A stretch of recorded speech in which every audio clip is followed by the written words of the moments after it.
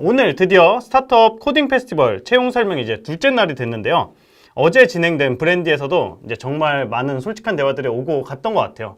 여러분들이 이제 뭐 댓글 통해 남겨주시는 것들도 이제 상당 부분 많이 커버를 했는데, 오늘은 이제 모빌리티 여러분 많이 관심 많으시죠? 이제 특히 막 주식하시는 분들 뭐 테슬라부터 시작을 해서 정말 모빌리티가 핫한 분야인데, 이제 한국의 모빌리티의 이제 미래를 만들어 나가고 있는 스타트업 소카 한번 만나보도록 하겠습니다. 네, 안녕하세요. 네, 반갑습니다. 네, 본인 소개 한번 부탁드려요. 네, 안녕하세요. 저는 카시어링 서비스 소카랑 타다 서비스 만들고 있는 VCNC의 대표를 맡고 있는 박재욱이라고 합니다. 반갑습니다. 네, 반갑습니다. 네. 저희가 처음 뵀던 게 언제였죠? 벌써 한 1년 좀 넘은 것 같네요. 한 1년 1개월, 2개월 된 것 같네요. 시간 진짜 빨리 갔는데요. 네, 맞아요. 근데 이게 사실 궁금한 점들 이제 되게 많으실 것 같아요. 이제 시청자분들도 이제 뭐 코로나로 인해서 이제 이동도 많이 바뀌었고, 그리고 이제 타다라는 서비스도 이제 내용이 많이 바뀌었는데 조금 이따가 좀 여쭤보도록 하고, 일단은 방송 안내를 먼저 드리도록 하겠습니다. 오늘 어제도 이제 브랜디에서 이제 댓글 이벤트, 이제 인증 이벤트 진행을 했었는데요. 오늘도 이제 소카에서 어마어마한 이제 상품을 이제 준비를 했다고 합니다.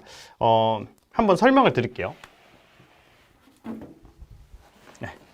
저희가 이렇게 보이실래나?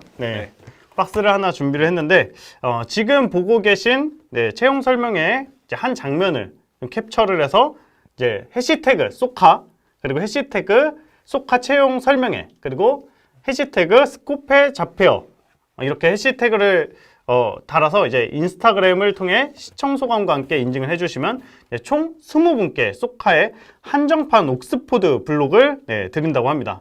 자세한 내용은 영상의 더보기란에서 참고를 해주시면 좋을 것 같고, 이 옥스포드 블록에 대해서 좀 설명을 해주실 수 있을까요? 네, 저희 이거 이제 한정판으로 3,000개 만든 그 이벤트 증정용 그 아이템이고요. 저희가 이제 소카에서 그 소카를 많이 쓰시는 VIP 유저분들을 위한 이벤트용으로 만들었던 거예요. 그래서 소카를 잘 사용하시고 좀 사랑하시는 뭐 팬분들을 위해서 준비한 제품이라고 보시면 됩니다. 네. 이게 소카의 VIP가 되려면은 이제 소카로만 5,000km를 타야 된다고 해요. 근데 5,000km면은 이제 서울에서 부산까지를 몇 번이죠? 한 5번?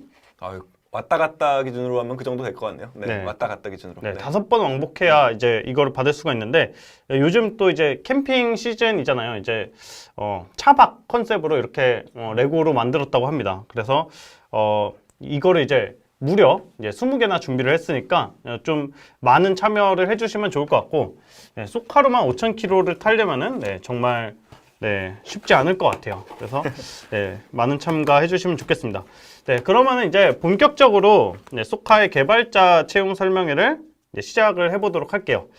소카의 개발자 채용 설명회를 좀 본격적으로 시작을 해보기에 앞서서 좀 어떤 콘텐츠 준비하셨는지 좀 이야기 들어볼 수 있을까요? 뭐 일단 저는 소카가 이제 어떤 회사인지, 그다음에 우리가 이제 향후에 어떤 미래를 좀 만들고 싶은지, 그리고 그걸 위해서 우리가 이제 기술적으로나 데이터적으로 사용하고 있는 것들이 어떤 것들인지에 대한 그냥 개괄적인 모습을 좀 보여드리려고 하고요. 회사가 이제 추구하는 비전의 방향, 그다음에 그걸 통해서 우리가 만들고 싶은 미래의 모습을 기술을 이용해서 어떻게 만들고 있는지 이런 내용들을 좀 설명을 좀 드리려고 합니다. 네. 소카는 참 독특한 회사인 것 같아요. 제가 소카에서 만들고 있는 프로덕트 중에 안 쓰는 게 없어요. 네. 감사합니다. 일단은 제가 비트윈도 잘 쓰고 있고, 네, 감사합니다. 아이들을 좀 많이 갈았어요. 네. 이게 무슨 뜻인지 아시죠? 그럼요. 네. 여러 개의 비트윈 아이들을 가지고 있습니다. 그리고 소카도 많이 애용을 하고 있고, 타다도 지금까지도 많이 애용을 하고 있습니다. 감사합니다. 이게 타다 한창 많이 쓰다가 그 베이직 종료가 되고 나서부터는 조금 덜 쓰게 됐다가, 근데 뭐 최근 다시 이용을 해보니까 또 좋은 서비스가 있더라고요. 그래서 비 오는 날이라든지 이런 때 많이 쓰고 있습니다. 감사합니다. 박재욱 대표님이 이제 뭐 PT를 일단 준비를 해주셨어요. 이제 소카의 뭐 비전 관련해서 준비를 해주셨고, 이후 김영목 R&D 개발본부장님, 그리고 이종건 데이터 1그룹장님의 좀 발표를 들어보고, 그리고 세 분을 모시고 이제 패널 토크를 진행을 할 예정입니다.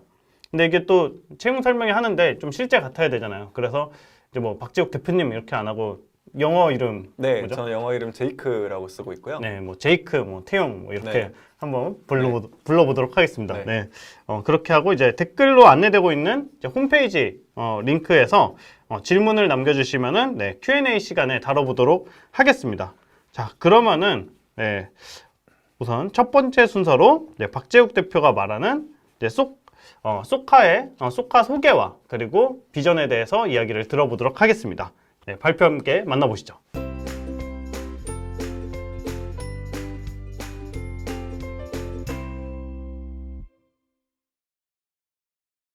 네, 저는 그 소카의 박재욱이라고 합니다. 그 오늘 월요일에 이렇게 바쁜 와중에도 저희 회사에 대한 소개를 들으시러 이제 많은 분들이 와주셔서 정말 감사드리고요. 저희가 좀 어떤 방향의 모빌리티 회사를 꿈꾸고 있는지, 그 다음에 어떤 방향으로 성장해 나가려고 하는지에 대한 모습들을 좀 말씀드릴 수 있는 그런 좋은 기회가 됐으면 합니다. 저희 회사가 추구하고 있는 미션, 우리 회사가 왜 존재해야 되는지에 대한 내용인데요. 저희가 이제 추구하는 그 소카의 미션은 우리는 모빌리티 혁신을 통해서 세상을 움직인다라고 하는 미션을 따르고 있습니다. 그래서 저희가 이동 서비스를 혁신함으로써 사용자들에게 더 많은, 더 좋은 이동을 제공을 하고 그걸 통해서 사람들에게 더 많은 기회를 제공할 수 있도록 만드는 것을 저희 회사가 갖고 있는 미션으로 삼고 있고요. 그게 얼마만큼 빨리 변할 수 있는가, 그 다음에 모빌리티 혁신이라는 것이 이제 어떤 식으로 일어나는가에 대해서 제가 100년보다 더 된 사진을 갖고 왔어요. 이게 1900년도에 그 뉴욕에 있는 뉴욕 도시의 한 거리의 사진을 찍은 겁니다. 근데 보시면은 저 빨간색 동그라미가 쳐져 있는 저 부분만 내연기관차예요. 나머지는 전부 마차입니다. 이게 1900년도가 시작됐을 때는 이 도로가 깔렸음에도 불구하고 사실 마차가 대부분의 이동수단을 차지하고 있었고요. 내연기관차가 처음으로 등장을 해서 저렇게 전체 거리에서 딱 한 대가 존재를 했거든요. 근데 이거를 시계를 좀 돌려서 13년 뒤로 가볼게요. 13년 뒤에는 뉴욕의 풍경이 이렇게 바뀌었습니다. 보시는 것처럼 여기에 있는 모든 차들은 이제 다 내연기관차로 바뀌었고요.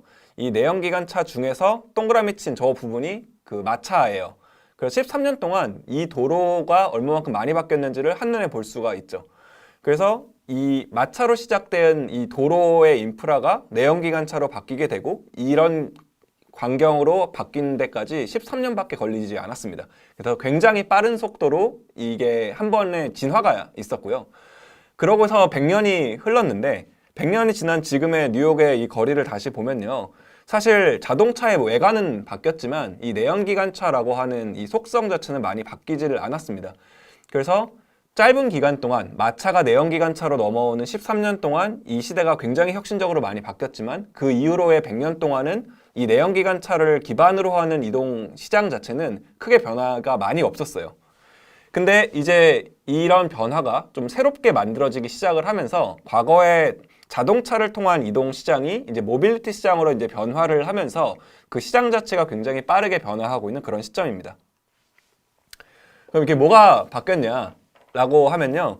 그 과거에는 공급 차량 중심이었어요. 제조사 중심이고 내가 차를 구매를 해서 이런 것들을 이용하는 이런 시대였는데 이게 모빌리티 시대로 넘어가면서 저희가 차 키를 가지고 그 다음에 차를 내가 운전하면서 이동을 하는 단순히 그런 정도의 시대가 아니라 이용자랑 서비스 중심으로 그리고 이제 차 키를 들고 다니는 게 아니고 스마트폰을 들고 다니면서 이동 서비스를 즐길 수 있게 되고 과거에는 제조 중심이던 것들이 이제 서비스 중심으로 공급자 중심이던 시장이 이용자 중심으로 바뀌는 이런 모습들로 발전을 해 나가고 있습니다.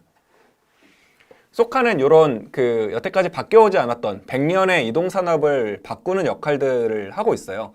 그래서 저희가 하고 있는 일을 그냥 짧게 말씀을 드리자면은 소카는 뭐 국내에서 가장 큰 카셔링 회사입니다. 그래서 공유 차량을 제공을 하고 그 공유 차량을 모바일 서비스를 통해서 이용할 수 있게 만드는 그런 서비스를 10년 전부터 런칭을 해서 여태까지 운영을 해오고 있고요. 그리고 저희가 작년도에 이제 투자를 받으면서 1조 원이 넘는 밸류에이션을 인정받은 한국의 유일한 모빌리티 유니콘 스타트업입니다. 저희가 지금 하고 있는 비즈니스 라인업인데요. 보시는 것처럼 이제 소카가 좀 여러 갈래의 비즈니스를 하고 있어요. 저희가 카시어링 서비스, 월구독 서비스인 소카 플랜, 그 다음에 뭐 차량 공유, P2P 공유 서비스인 페어링 서비스, 그 다음에 중고차 플랫폼인 퀘스팅이라는 서비스를 같이 운영을 하고 있고요. 타다라는 비즈니스로서는 타다가 갖고 있는 라이드 헤일링, 그 다음에 대리운전 서비스, 그리고 저희가 이제 투자를 통해서 일레크리라고 하는 마이크로 모빌리티 서비스, 그 다음에 라이드 플럭스라고 하는 자율주행 기술 회사도 저희가 같이 협업을 하고 있습니다. 그 소카라는 기업의 이제 비즈니스에 대해서 좀 말씀을 드리면요. 그 소카가 카쉐어링이라고 하는 이 산업에서 브랜드 인지도가 90%에 달할 정도로 저희가 가장 높은 브랜드 인지도를 가지고 이 카쉐어링이라는 비즈니스 자체를 만들어 왔고요. 저희가 작년도 기준으로 그 2,600억 원의 매출을 이제 기록을 했고, 그다음에 회원 수는 650만 명에 달합니다. 그리고 저희가 갖고 있는 타다라고 하는 비즈니스 같은 경우에는 그 저희가 작년도까지 이제 타다 베이직이라는 서비스를 운영을 하다가 이제 서비스를 뭐 피치 못할 사정으로 이제 종료를 하게 되면서 저희가 새롭게 타다 라이트와 타다 플러스, 그다음에 대리운전이라는 서비스를 운영을 하고 있는데요. 이 타다라는 서비스는 매우 높은 소비자 만족도를 자랑을 하고 있는 비즈니스라서 전체 뭐 서비스 별점은 5점 만점에 4.7점 이상을 기록을 하고 있고요. 한 번 쓰신 분들이 재사용률이 90%, 그 다음에 190만 명의 회원을 가지고 있습니다. 그리고 저희가 이 유니크한 그 속성을 가지고 있는데요. 저희가 온라인과 오프라인의 그 에셋을, 이 비즈니스를 가지고서 데이터와 기술을 결합한 회사라는 게 굉장히 특이합니다. 그래서 이용자가 만들어내는 데이터를 이용을 하고, 그리고 차량이 만들어내는 데이터를 같이 이용을 해요. 그래서 그 두 가지를 저희가 결합을 해서 그걸 기반으로 한 뭐 대여 가격을 설정한다거나 배차의 위치를 설정한다거나 뭐 차종을 고른다거나 관리 주기를 저희가 조정한다거나 그다음에 마케팅을 제안한다거나 뭐 금융 상품을 제안한다거나 뭐 이런 다양한 서비스로의 연계 같은 것들도 만들어내고 있습니다. 그래서 저희는 특이하게도 그 차량에서 올라오는 데이터들을 다 수집을 하고요. 그리고 이용자들이 핸드폰에서 만들어내는 이런 데이터들을 수집을 해서 그걸 기반으로 하는 그 결합된 형태의 비즈니스를 만들어내는 것이 특징입니다. 그리고 이런 것들이 이제 어떻게 활용되고 있는지에 대한 예시를 뒤에서 좀 더 자세하게 설명드릴 수 있을 것 같은데, 그 중에 일부 재밌을 만한 사례들을 좀 가지고 와봤어요. 일단 첫 번째는 저희가 이제 이 차량을 무인으로 운영하는 서비스다 보니까 보험 사기를 치는 나쁜 분들이 계시기도 합니다. 그래서 이런 보험 사기 문제를 해결하는데도 기술을 많이 이용해요. 뭐 어떤 식으로 이용을 하느냐, 왼쪽에 보시면은 보험 사기를 하는 이런 일당들의 네트워크예요. 사고가 일어나게 됐을 때 이 사고 간의 연결 관계가 어떻게 그 형성되어 있는지를 볼 수 있는 그런 네트워크 고리고요. 오른쪽은 일반적인 사고 네트워크이거든요. 보시는 것처럼 일반적인 사고가 나면은 1대1로 사고가 나는 것처럼 그려지는데요. 그게 아니라 보험 사기 같은 경우는 이렇게 네트워크가 형성이 돼서 집단으로 움직이면서 사기를 치는 사람들이 있습니다. 그래서 이런 식으로 데이터를 활용해서 아, 이 사람은 소카를 이용한 그 보험 사기를 하고 있구나라는 것들을 저희가 잡아내기도 하고요. 그리고 저희가 딥러닝 기술들을 이용해서 이용자들이 소카를 이용하고 난 다음에 이제 사진을 찍어서 올리게 되는데, 그 올리게 된 사진들을 기반으로 해서 과거에 있던 이 차량이 멀쩡했을 때 사진들이랑 비교를 해서 혹시 이용 중에 사고가 나서 파손이 생기진 않았는지를 탐지할 수 있는 이런 기술들을 가지고 있습니다. 그래서 이미지를 분석을 하고 이걸 딥러닝 기술을 통해서 저희가 사고가 났는지 안 났는지, 그걸 통해서 파손이 됐는지 안 났는지 이런 것들을 파악하는 일들도 저희가 하고 있고요. 그리고 저희는 이제 모빌리티 비즈니스는 기본적으로 이제 로컬적인 성격을 많이 갖고 있어서 차량이 수요가 많이 있는 쪽에 많이 배치가 되도록 만드는 게 굉장히 중요합니다. 그래서 어느 지역에서 수요가 많이 나오는지를 파악을 해서 그 지역을 기반으로 소카존을 많이 개설하기도 하고요. 타다 같은 경우에는 이 수요가 어디에서 몇 시에 비가 올 때, 뭐 그다음에 혹은 뭐 날이 맑을 때, 뭐 눈이 올 때 얼마만큼의 콜이 발생하는지를 미리 예측을 하고 그 예측된 콜수에 맞춰 갖고 차량들을 움직여서 배차하는 이런 알고리즘 같은 것들을 고도화하기도 합니다.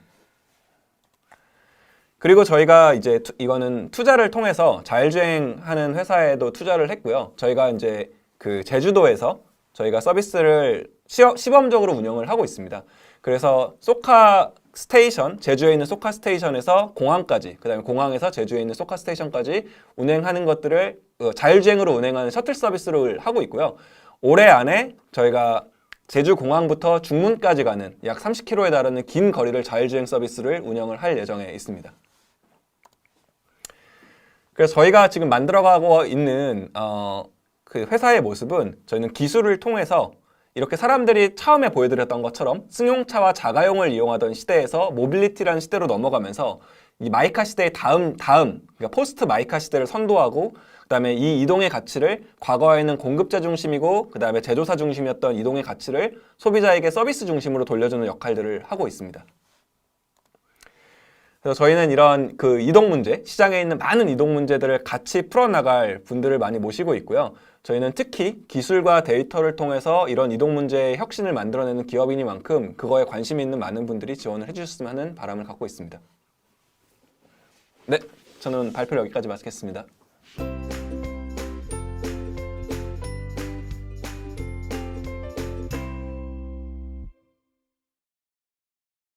안녕하세요. 소카에서 서비스 개발을 담당하고 있는 R&D 본부장 김영목입니다. 소카의 서비스를 구성하는 기술들에 대해서 소개해 드리려고 하는데요. 먼저 그 소카 서비스는 사실 뭐 차량을 지정된 주차장이나 원하는 위치에서 빌려 타는 서비스죠. 그래서 차량 온라인에서 예약하고 오프라인에서 타는 그런 서비스고요. 그래서 온라인 경험과 오프라인 경험을 이제 연결하는 다양한 기술들을 가지고 있습니다. 오늘 그 소개에서는 소카의 이제 약간 순서대로 서비스 순서대로 약간 소개를 드리면서 그 각각 서비스를 구성하고 있는 기술들에 대해서 좀 더 자세하게 설명해 드리도록 하겠습니다. 먼저 로그인부터 사실 볼 수 있는데요. 로그인도 사실 뭐 다른 기타 IT 서비스들과는 좀 다르게 SMS 인증 같은 것들을 따로 받아서 처리하고 있는데요. 이러한 그 SMS 인증 방식 같은 것들은 사실 저희가 차를 빌려주는 서비스이기 때문에 중요한데요. 본인 확인이 되게 중요합니다. 그 소카 서비스에 있는 회원과 실제 차량과 이제 이 사람이 진짜 이 차를 빌리는지가 되게 중요한데요. 그래야지 뭐 사고 처리나 이런 것들이 가능하기 때문인데요. 그래서 뭐 로그인 시에는 아까 보여드렸던 SMS 인증 받는 방법을 통해서 휴대폰 인증 서비스에 있는 휴대폰 번호랑 매칭하기도 하고 혹은 휴대폰 인증 서비스에 있는 번호와 그 휴대폰 내에 있는 유심에 있는 휴대폰 번호랑 비교해서 이 사람이 진짜 그 회원의 휴대폰을 가지고 있는지를 확인을 하고요. 사용할 때는 차량의 위치랑 휴대폰의 위치를 비교해서 원격 제어를 차단하기도 하고요. 그리고 아까 전에 말씀드렸던 유심에서 휴대폰 번호 가져오는 것처럼 해서 수시로 이제 휴대폰 번호를 가져와가지고 본인인지 확인도 합니다. 이러한 이제 다양한 보안 강화 방법들이 있고 그 외에도 여러 가지가 있습니다. 차량 예약 같은 경우에는 이런 식으로 이제 차량 예약을 쭉 하게 되는데요. 여기 차량 예약을 하시면 이제 예약 정보들이 쭉 있고 해당 시간에 예약 없는 차를 빌릴 수 있습니다. 그리고 이 아까 중간에 이 영상들 중에서 이제 배너가 있는데요. 그래서 요 이제 배너를 이제 어떻게 구성했는지에 대해서 좀 소개를 해드리려고 하는데요. 여기 보시면 배너가 소카패스 구독하고 50% 즉시 할인 이런 배너가 있는데요. 이런 배너는 소카패스를 구독하지 않은 고객들한테 타겟팅이 되어야 됩니다. 그래서 이런 이제 배너들을 제대로 만들려고 하면 페이스북 이런 광고 관리자처럼 이렇게 어떤 사람이 타겟팅되고 어떤 관심사를 가지고 있고 나이는 얼마고 이런 것들을 잘 관리할 수 있는 좋은 타겟팅 시스템이 필요한데요. 사실 저희가 이게 내부에서만 쓰는 서비스이기도 하고 하다 보니까 이렇게 큰 비용을 들여서 만들 수는 없었고 저희가 이제 요구사항 같은 것들을 분석하다 보니까 그 사내팀 마케팅 본부에서만 사용을 하고 그다음에 소카패스 고객들을 구분할 수만 있으면 되는 그런 기능들이었고 그리고 실시간으로 반영될 필요도 사실 없었습니다. 그래서 또한 이제 마케팅 담당자분들은 SQL을 다룰 수도 있었고 그다음에 저희가 빅쿼리를 주로 사용하고 있는데 빅쿼리의 회원 정보나 아니면 타겟팅할 수 있는 다양한 정보들이 이미 다 적재가 되어 있었고요. 그래서 이런 정보들을 바탕으로 이런 식으로 빅쿼리 데이터들을 가지고 타겟팅할 회원 목록을 반환하는 SQL을 이렇게 작성하면 예를 보면 여기 주중 3회 이상 사용 이런 이제 그 쿼리가 있는데 이런 쿼리들을 작성을 하면 그 해당하는 고객들에 대해서만 고객 특정 배너를 노출하도록 이렇게 시스템을 만들 수 있었고요. 실제로도 이렇게 이제 단순하게 만들므로 해서 개발 기간도 되게 짧았고 한 2주 정도로 되게 짧았었고 그다음에 소카 패스를 구독하는지 여부 외에도 다양한 이제 쿼리를 작성하면 다양한 타겟팅도 할 수 있게 잘 구성할 수 있었습니다. 그리고 예약을 잘 관리하는 것도 중요합니다. 대형 주차장 같은 경우에는 같은 차종이 되게 여러 차량들이 있고 수십 대가 있을 수 있습니다. 근데 안타깝게도 대형존은 대부분 관광지에 위치하고 있고요. 관광지에서는 길게 빌리는 수요가 정말 많습니다. 그래서 이런 예약 취소나 짧은 예약으로 이렇게 예약 2번 같은 이런 예약들이 있으면 이 두 번째 차량을 온전하게 하루 동안 쓸 수가 없겠죠. 그래서 이렇게 차량의 대수가 줄어드는 건 되게 손해일 수 있거든요. 특히나 차가 부족한 성수기 때는요. 그래서 저희는 그 데이터 그룹과 함께 잘 연동을 해서 같은 존, 같은 차종인 경우에 예약을 변경할 수 있다는 점을 이용해서 각 예약이 실제 점유하는 시간들을 개선하고 그다음에 이런 예약들은 이제 이만큼 예약 차량을 점유한다라는 정보들이 있으니까 이런 제약 조건들을 잘 이용하는 솔버를 이용해서 긴 예약을 받아줄 수 있는 차량들의 대수가 최대가 되도록 최적화를 계속 돌립니다. 그래서 매 시간마다 같은 차종이 2대 이상 있는 존에 계속 적용을 해서 이런 예약 2번 같은 예약들이 이런 차량 1번으로 넘어갈 수 있도록 이렇게 만들고 있고요. 그리고 차량 제어도 사실 다양한 방법들을 이용해서 차량 제어를 하고 있습니다. 이제 차량을 제어하는 방법은 이제 블루투스, MQTT, SMS 등을 이용하고 있는데요.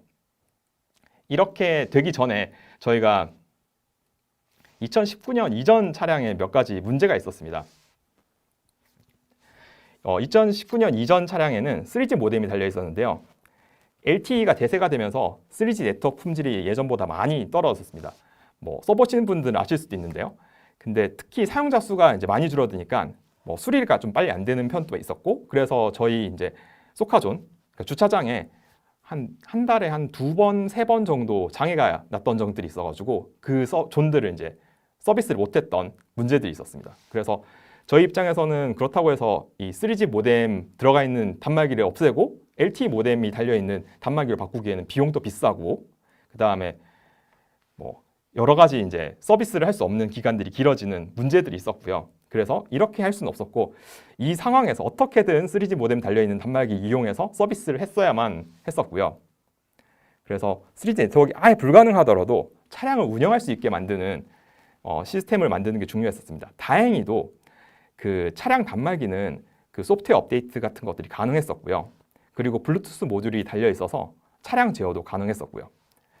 그래서 저희는 차량 제어 혹은 차량 정보 같은 것들을 블루투스를 통해서 차량 제어를 하고 그다음 차량 정보는 블루투스를 통해서 받아서 다시 서버로 전달한 다음에 반납 같은 걸 할 때 저희는 차량이 문이 닫혀 있는지 그다음에 라이트는 켜져 있는지 이런 것들을 확인해서 차량 반납을 시켜주는데요. 그런 반납 판정을 할 때도 그런 정보들을 이용해서 이제 반납을 시켜주고 했었습니다. 그래서 이러한 프로젝트가 잘 성공해서 3G 네트워크가 불가능한 곳에서도 차량 운영할 수 있게 되었고요. 그리고 이러한 기능들을 쭉 만들다 보면 이제 개발할 때나 테스트하는 경우들이 많이 있습니다. 그래서 저희 같은 경우에는 이렇게 보시다시피 되게 많은 브랜치들이 있고 정말 많은 것들이 동시에 개발되고 있는데요. 그러다 보니까 각 기능별로 따로 테스트나 개발할 필요가 생겼습니다. 서버를 만들고 난 다음에 그 앱 개발하시는 분이나 웹 개발하시는 분들한테 그걸 연동할 수 있는 주소 같은 것들을 따로 만들어 드려야 되는 거죠. 그리고 이제 이러한 기능들도 서비스가 복잡해지면서 각 서비스들끼리 통신하는 것들도 생겨서 특정 기능엔 여러 서비스가 동시에 배포되고 각 서비스들끼리 연결도 필요하게 됐죠. 그래서 저희 같은 경우에는 이런 테스트 환경을 구축할 수 있는 것들을 만들었는데요. 그래서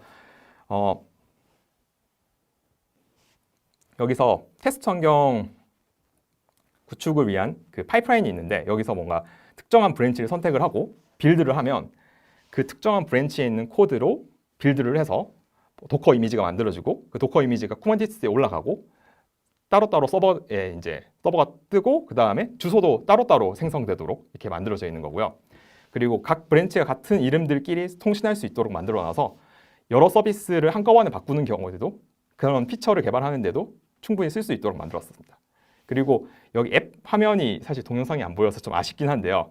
그 앱 화면에 이제 들어가면 실제로 그 어떤 이제 개발 환경이 있고 그 다음에 그 개발 환경을 선택을 하면 특정 브랜치에 있는 서버들을 바로 접속할 수 있도록 이렇게 만들어져 있는 기능까지도 만들어서 좀 더 쉽게 개발을 하실 수 있도록 만들고 있습니다. 또한 저희 개발 문화는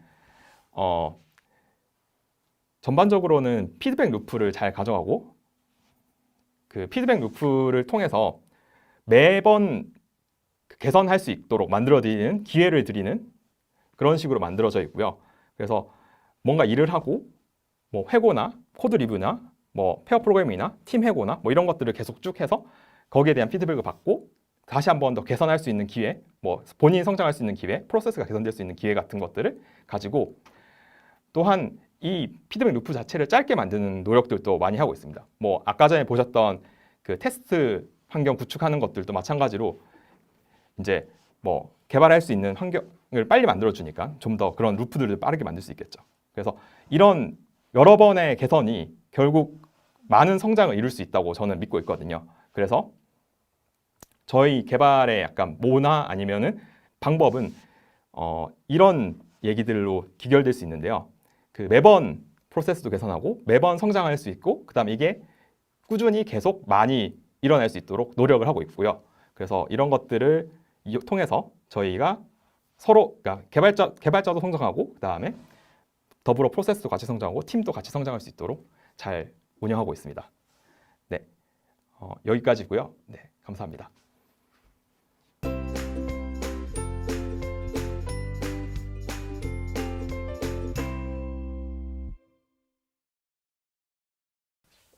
네, 안녕하세요. 저는 소콰에서 데이터 1그룹을 맡고 있는 자클랑 이종건이라고 합니다.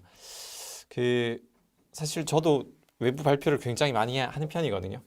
이게 이제 관중들이 계시고 사실은 이제 앞에 사람들이 계시는 거랑 이렇게 모니터랑 이렇게 카메라랑 말하는 게 굉장히 좀 다른 것 같긴 한데 앞서서 이제 저희 그 제이크랑 브래드가 기술이랑 회사에 대해서 짧게 그리고 이제 간결하게 잘 말씀해 주셨고요. 저는 이제 소카에서 데이터를 어떻게 바라보고 그리고 이제 소카에서 일하시는 분들이 데이터를 어떻게 처리하고 그리고 이제 조금 더 큰 그림에서는 소카에서는 데이터 전문가로 어떻게 성장해 나갈 수 있을까라고 하는 부분에 대해서 같이 좀 공유를 하는 자리를 마련했습니다.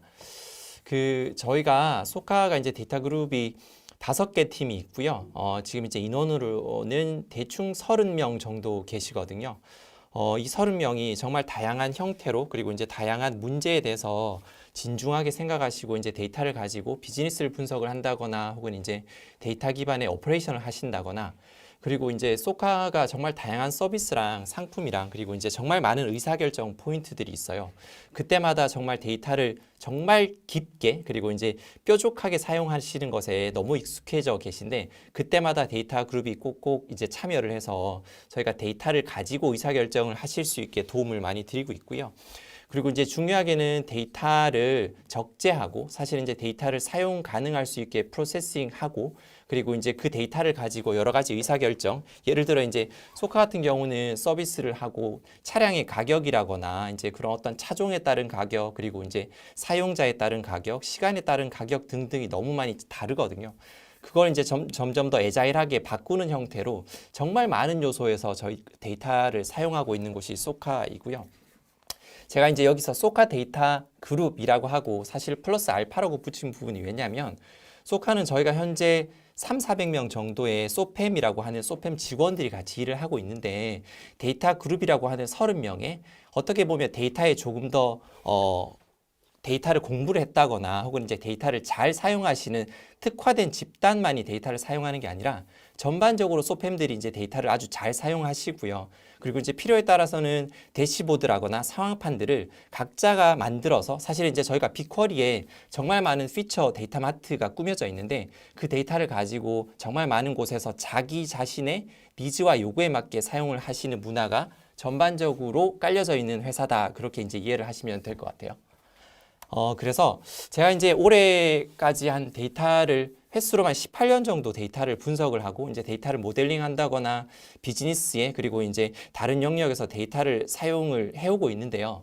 데이터를 사용을 하고 그리고 이제 나름 전문가라고 이제 생각을 하면서 이렇게 일을 하고 있다 보니까 내가 어떤 회사를 찾아다녔고, 그리고 이제 내가 성장하게 된 이유가 무엇이었고, 그리고 이제 데이터 전문가라고 하는 어떤 인력이 어떤 환경에서 잘 성장할 수 있었는가를 이렇게 사실 생각을 해봤어요.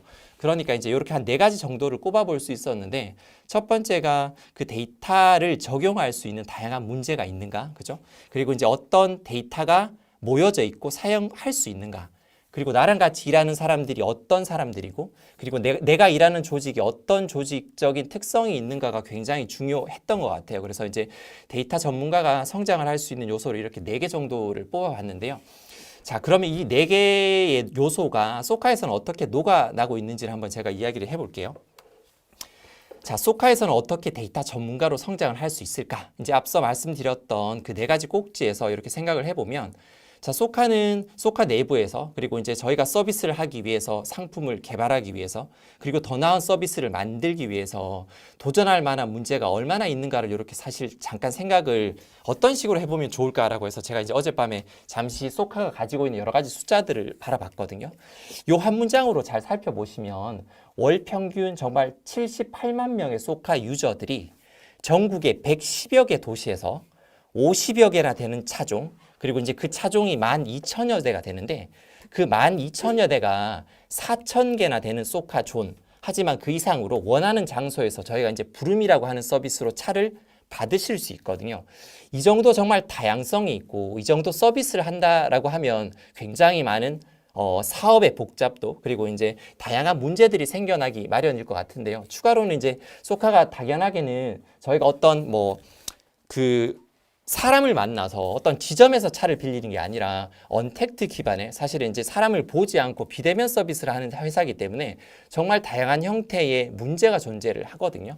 이제 앞서서 그 JK랑 브래드가 말씀해 주셨던 것처럼 소카가 이제 앱 예약을 하는데 정말 다양한 형태로 데이터를 이용하고 있고, 사실 저희가 정말 작은 형태의 이제 피처를 개발을 하거나 앱을 업그레이드를 하더라도 A/B 테스트를 통해서 굉장히 통계학적으로 어떤 부분이 사용성을 더 가지고 오는가, 이제 그리고 이제 차량을 이용할 때 정말 많은 부분들이 보이지는 않지만 저희가 차량을 관리하는 부분에서도 굉장히 많은 데이터가 사용이 되고 있거든요. 이제 차량을 단순히 이용하는 입장에서는 이 차량이 정말 뭐 예를 들어 엔진 오일을 어떻게 바꿨는지, 그리고 이제 저희가 사고가 났을 때 어떻게 수리를 했고, 스크래치가 생겼을 때 어떻게 관리를 하시는지 잘 모르실 수 있을 것 같기는 해요. 근데 이제 저희가 서비스를 제공하는 입장에서는 단순히 사용자가 만나는 어떤 접점에서만 사실 데이터를 사용하는 게 아니라 운영적인 측면에서도 정말 많은 데이터를 사용을 하고 있고요.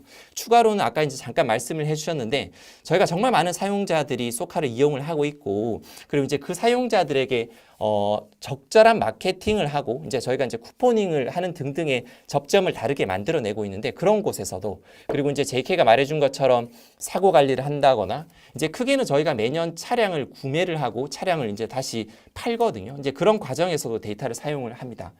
추가로는 이제 차량에 정말 많은 데이터가 수집이 되고 있고요. 그래서 이제 그런 데이터를 수집을 하기 위한 장비 등등 정말 이렇게 많은 문제들이 존재를 하고, 그 많은 문제들을 데이터를 가지고, 그리고 이제 기술을 가지고 풀고 있는 정말 도전할 만한 도전할 만한 문제가 정말 많은 회사가 소카이다라고 우선 첫 번째로 말씀드릴 수 있을 것 같고요. 자, 두 번째는 사용할 수 있는 데이터가 얼마나 많은가이고요. 사용할 수 있는 데이터라고 하는 거는 저희가 어떤 형태로건 데이터를 수집하고 있고, 그 수집된 데이터를 정렬하고 수집된 데이터를 분석을 하고요.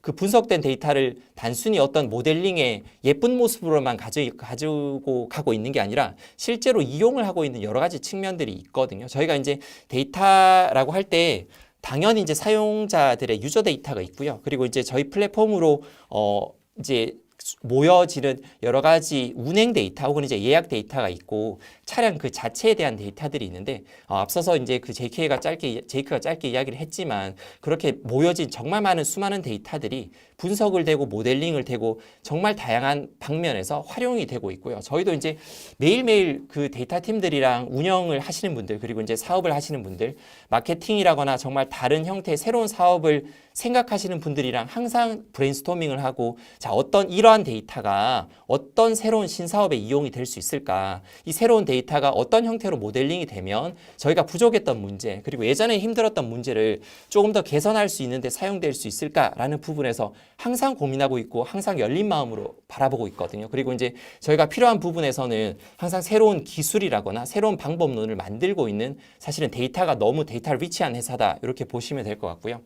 이제 지금 금방 말한 이야기가 사실 이제 우리가 가지고 있는 내재적인 기술이 얼마나 우수하고, 그리고 이제 사실은 기술이 우수하다는 것도 중요하지만 저희가 같이 일하는 사람들이 너무너무 우수하고, 사람들이 깨어있고, 그리고 항상 무언가를 배우려고 하고 있고, 사실은 이제 여러 가지 기술적인 역량이랑 비기술적인 역량이 뛰어난 분이 너무 많이 계시거든요. 이제 그런 부분들이 저희 내재화되고 있고, 그 기술로 말미암아 저희가 이제 신사업을 한다거나, 아까 이제 말했던 사실은 예를 들어 문제어라고 하는 어떤 문제가 있다라고 하죠. 예전에 이제 저희가 사업을 10년 전에 시작할 때는 이제 그때 당시에는 SMS라고 하는 특정 기술로 풀었다라고 하면, 사실은 이제 기술은 계속 진화하는 부분이 있고요. 이제 사회가 진화함에 따라서 예전 기술이 적용했을 때 그 문제 자체가 잘 해결되지 않거나, 새로운 기술이 나타나면 저희가 언제건 이제 더 그 예전의 문제를 더 잘 풀 수 있는 길이 생기거든요. 이제 거기에 대해서 항상 고민하고 항상 열려 있고, 그리고 이제 항상 새로운 신기술에 대해서 열려 있는 마음으로 받아들이고 있는, 사실 내재적인 기술이 우수하면서도, 그리고 이제 새로운 기술에 대해서 열려 있는 소카 기술, 그리고 이제 데이터 그룹이다라고 이렇게 보시면 될 것 같고요. 그 마지막으로 이제 데이터 중심 사고랑 협업에 대한 말을 잠깐 드리려고 하는데, 사실은 이게 너무너무 중요하거든요. 이제 저희가 도전할 만한 문제가 많은 회사들은 너무 많을 수 있어요. 이제 각각의 어떤 섹터마다 가지고 있는 문제는 많지만, 그리고 이제 사실 어떤 데이터를 수집하고 있습니다 라고까지도 괜찮을 수 있어요. 데이터는 모으면 되는 거거든요. 물론 이제 데이터를 모으고 처리하는 곳에는 분명히 비용이 들어가고 리소스가 들어가는 부분이기는 하나, 모을 수는 있죠. 하지만 좋은 사람을 모으고, 사실은 이제 그러면서 데이터 중심적인 사고를 하고, 데이터 중심적인 문화를 만들고, 데이터 중심적인 협업을 할 수 있다는 건 굉장히 다른 요소거든요. 이제 그런 면에서 소카라고 하는 회사는 데이터에 대한 값어치를 정말 어느 다른 회사보다도 많이 쳐주고 있고, 그리고 이제 아까 제가 이제 앞쪽에서도 짧게 말씀드렸듯이 데이터 그룹이라고 하는 이 30명 집단이 가지고 있는 기술 전문성은 너무 우수해요. 그리고 이제 그 사람들이 예전에 여러 가지 문제를 데이터를 가지고 풀어왔었고, 그리고 이제 앞으로도 풀어나갈 거다라는 부분에 대해서는 전혀 의심의 여지가 없는데, 그러면 나머지 300명의 사람들은 어떠냐라고 봤을 때, 소팸은 나머지 300명이 데이터에 열려 있고요. 그리고 언제든 데이터와 데이터 분석에 대해서 더 배울 자세가 되어 있고, 사실은 이제 데이터 그룹이랑 같이 소통을 하시고 열려 있는 여러 가지 문제에 대해서 데이터를 가지고 접근을 하겠다라고 하는 문화가 있는 회사라, 이런 회사에서는 정말 소카에서는 데이터 전문가로 성장하실 수 있는 여러 가지 배경이 정말 잘 갖춰져 있다, 이렇게 말씀해 드릴 수 있을 것 같고요. 이제 앞서 이제 말씀드렸던 몇 가지 예제에 대해서 조금만 더 말씀드리면, 이제 앞서서 저희가 이제 데이터를 사진에 대한 데이터를 소카 차량 이용 전에 이제 이 사용자들로부터 받고 있거든요. 아까 이제 제가 여기 그 댓글 달리는 거 봤더니 그 사진을 뭐 사용 전, 사용 후에도 받습니까? 라고 하는 말씀을 해주셨는데, 사실 이제 저희가 사용 전에 받고 있어요. 사용 전에 받는 사실 이 사진 데이터를 가지고 저희가 어떻게 보시면, 아까 이제 제가 앞서서 몇 개의 숫자를 말씀드렸었잖아요. 그러니까 12,000대나 되는 사실은 차량, 그리고 이제 4,000개나 되는 지점에서 차량을 가지고 왔을 때 저희가 매번 차량을 직접 눈으로 확인할 수는 없거든요. 그래서 이제 물론 이제 딥러닝이라고 하는 인공지능이라고 하는 기술을 쓴다라고 하는 부분은 누구나 생각할 수 있는 부분이고, 사실 인공지능으로 말미암아 리소스를 줄여줄 수 있는 부분은 분명히 존재를 하거든요. 그럼에도 불구하고 제가 이제 굉장히 중요하게 생각하는 부분은, 자, 이 기술을 얼마나 잘 활용할 수 있느냐, 그리고 이제 실질적으로 운영을 하시는 분들이 이 기술을 가지고 본인들이 운영하는데 정말 도움을 받을 수 있고, 그 운영을 함으로 해서 생기는 리소스의 그 아껴진 부분이 다른 곳에 더 효율적으로 사용될 수 있고, 그리고 이제 운영에서 돌아오는 피드백이 다시 모델로 돌아와서 우리가 소위 말하는 이제 피드백 룹을 닫는다라고 하는데, 이렇게 머신러닝이 그냥 한 번의 방법으로 존재를 하는 게 아니라, 그냥 단 한 번의 인공지능 어떤 기술로만 존재를 하는 게 아니라, 사실 이 기술이 사람에게 쓰여지고, 그 쓰여짐으로 하는 오퍼레이셔널 데이터가 다시 기술의 피드백이 닫혀져서 이 인공지능 기술이 계속 발전할 수 있는 이 환경은 여느 회사에서 항상 발견하실 수 있는 부분은 아니에요. 그래서 이제 제가 사실은 말씀드렸듯이 예전에도 정말 많은 회사에서 일을 해봤고, 그리고 이제 뭐 국제기구에서도 일을 했었고, 회사에서도 일을 하고, 대기업 연구소에서도 일을 하고, 국가기관 연구소에서도 일을 했었는데, 실질적으로 이렇게까지 이제 데이터를 진중하게 쓰는 곳은 많지 않다라는 말씀을 다시 한번 드리고요. 그 보험 사기라고 하는 부분도 분명히 이제 보험을 사기를 치시는 나쁜 분들이 분명히 있으시고, 그네들의 행태가 여느 다른 보통 사람들과는 다릅니다. 그 행태를 가지고 이제 저희가 어떻게 사용을 하느냐에 따라서 네트워크 애널리시스를 한다라고 하는데, 이렇게 이제 분석을 통해서 야, 이 사람은 보험 사기를 치는 사람일 것 같다라고 하는 이제 소위 말하는 라이클리후드, 우도라고 하는 이제 어떤 값을 확률적으로 계산을 해내는데요. 그 확률을 실질적으로 운영에 어떻게 녹여낼 거고, 자, 70% 확률, 80% 확률, 이거는 단순히 어떤 숫자에 불구하지 않은 이 숫자가 어떻게 내가 사용을 할 수 있고, 이 숫자로 말미암아 어떻게 우리 운영상의 사실은 효율성을 가지고 오고, 이 운영상의 효율성으로 말미암아 우리가 정말 더 좋은 서비스를 사용자에게 제공할 수 있는가라고 하는 부분은 쉽지 않은 부분이고, 저희가 잘 녹여내고 있는 부분이다, 이렇게 말씀드리고요. 그리고 이제 사용자에 대한 여러 가지 데이터도 수집이 되고 있거든요. 이제 어떤 분들은 이제 운전을 굉장히 잘 하실 수 있고요. 어떤 분들은 아직은 운전을 잘 못 하시는 미숙운전이 이제 있으실 수 있는데, 미숙운전은 어떻게 보면 이제 사고로 이어질 수 있고, 저희도 이제 그 단순히 어떤 사람이 사고를 낼 것 같다, 혹은 이제 사고를 낼 것 같기 때문에 보험료를 더 많이 받겠다라고 하는 1차원적인 사고가 아니라, 어떻게 보면 저희 쏘카를 점점 더 잘 이용하실 수 있게, 지금은 운전을 잘 못 하시지만 이 운전 행태로 돌아오는 이 피드백을 다시 사용자에게 돌려줘서 점점 더 그 쏘카를 잘 사용할 수 있고 진성으로 사용할 수 있는, 조금 더 본인들의 삶의 가치를 쏘카를 통해서 잘 활용할 수 있는 걸 어떻게 찾을 수 있을까라고 하는 부분에 대해서 계속 고민하고 있고요. 사실은 이제 저희가 사업팀, 그리고 이제 뭐 신사업을 개발하시는 분들, 그리고 이제 여러 가지 사용자들이랑도 이렇게 그 접점을 만들어서 고민을 하는 부분이, 어떻게 더 좋은 서비스, 더 가치 있는 서비스를 만들 수 있을까라고 하는 고민을 많이 하고 있는 집단이 데이터 그룹이고, 사실은 데이터 그룹뿐만이 아니라 쏘카 전체가 그 고민을 하고 있다라고 말씀을 드릴 수 있을 것 같아요. 그래서 이제 요약을 하면, 이제 앞서 말씀드렸던 이 정말 쏘카는 데이터 전문가로서 성장을 너무 잘할 수 있는 여러 가지 환경을 다 갖추고 있다. 그래서 이제 정말 한번 내가 데이터 전문가로서 글로벌 수준에서 한번 성장해 보고 싶다라고 하시면, 쏘카라는 이 기업에서 꼭 일하시는 걸 정말 고민을 해보셨으면 좋겠고, 도전해 보셨으면 좋겠습니다. 네, 발표는 여기서 마치겠습니다. 고맙습니다.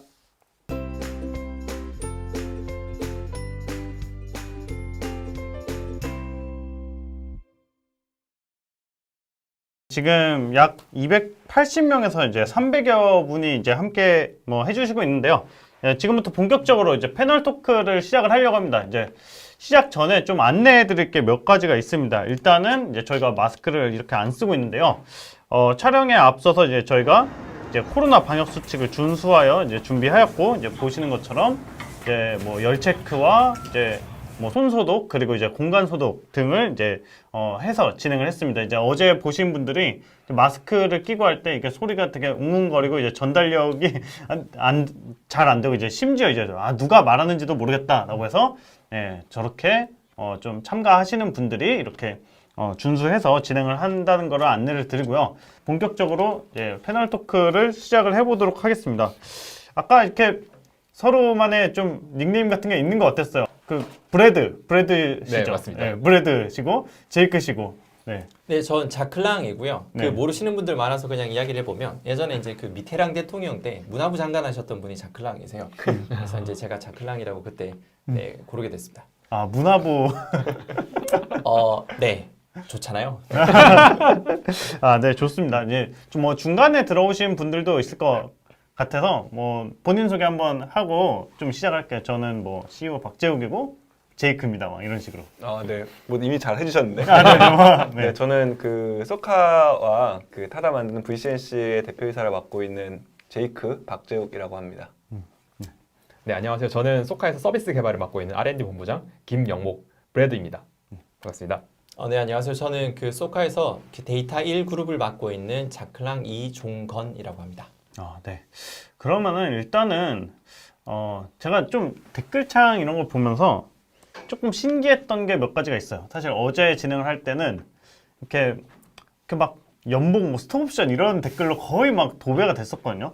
근데 오늘 이제 소카가 그래도 어느 정도 이렇게 궤도에 오른 이제 회사고 이제 모빌리티 유니콘이라서 그런지 정보가 이미 많아서 그런지 그런 댓글들이 별로 없어서 이거 좀 깜짝 놀랐어요. 이제 저 약간 좀 어그로 끌면서 진행을 하려고 했었는데 네, 그래서 그런 거 별로 없었고 이제 또 특이했던 게 이제 뭐 소카 힘내라 하면서 슈퍼챗을 많이 써주셨어요. 이게 아니에요. 채용 설명에 이렇게 와가지고 이렇게 뭐 화이팅 하면서 6,000원 이렇게 쏘시고 참 이게 특이한 현상들이 많이 일어났습니다.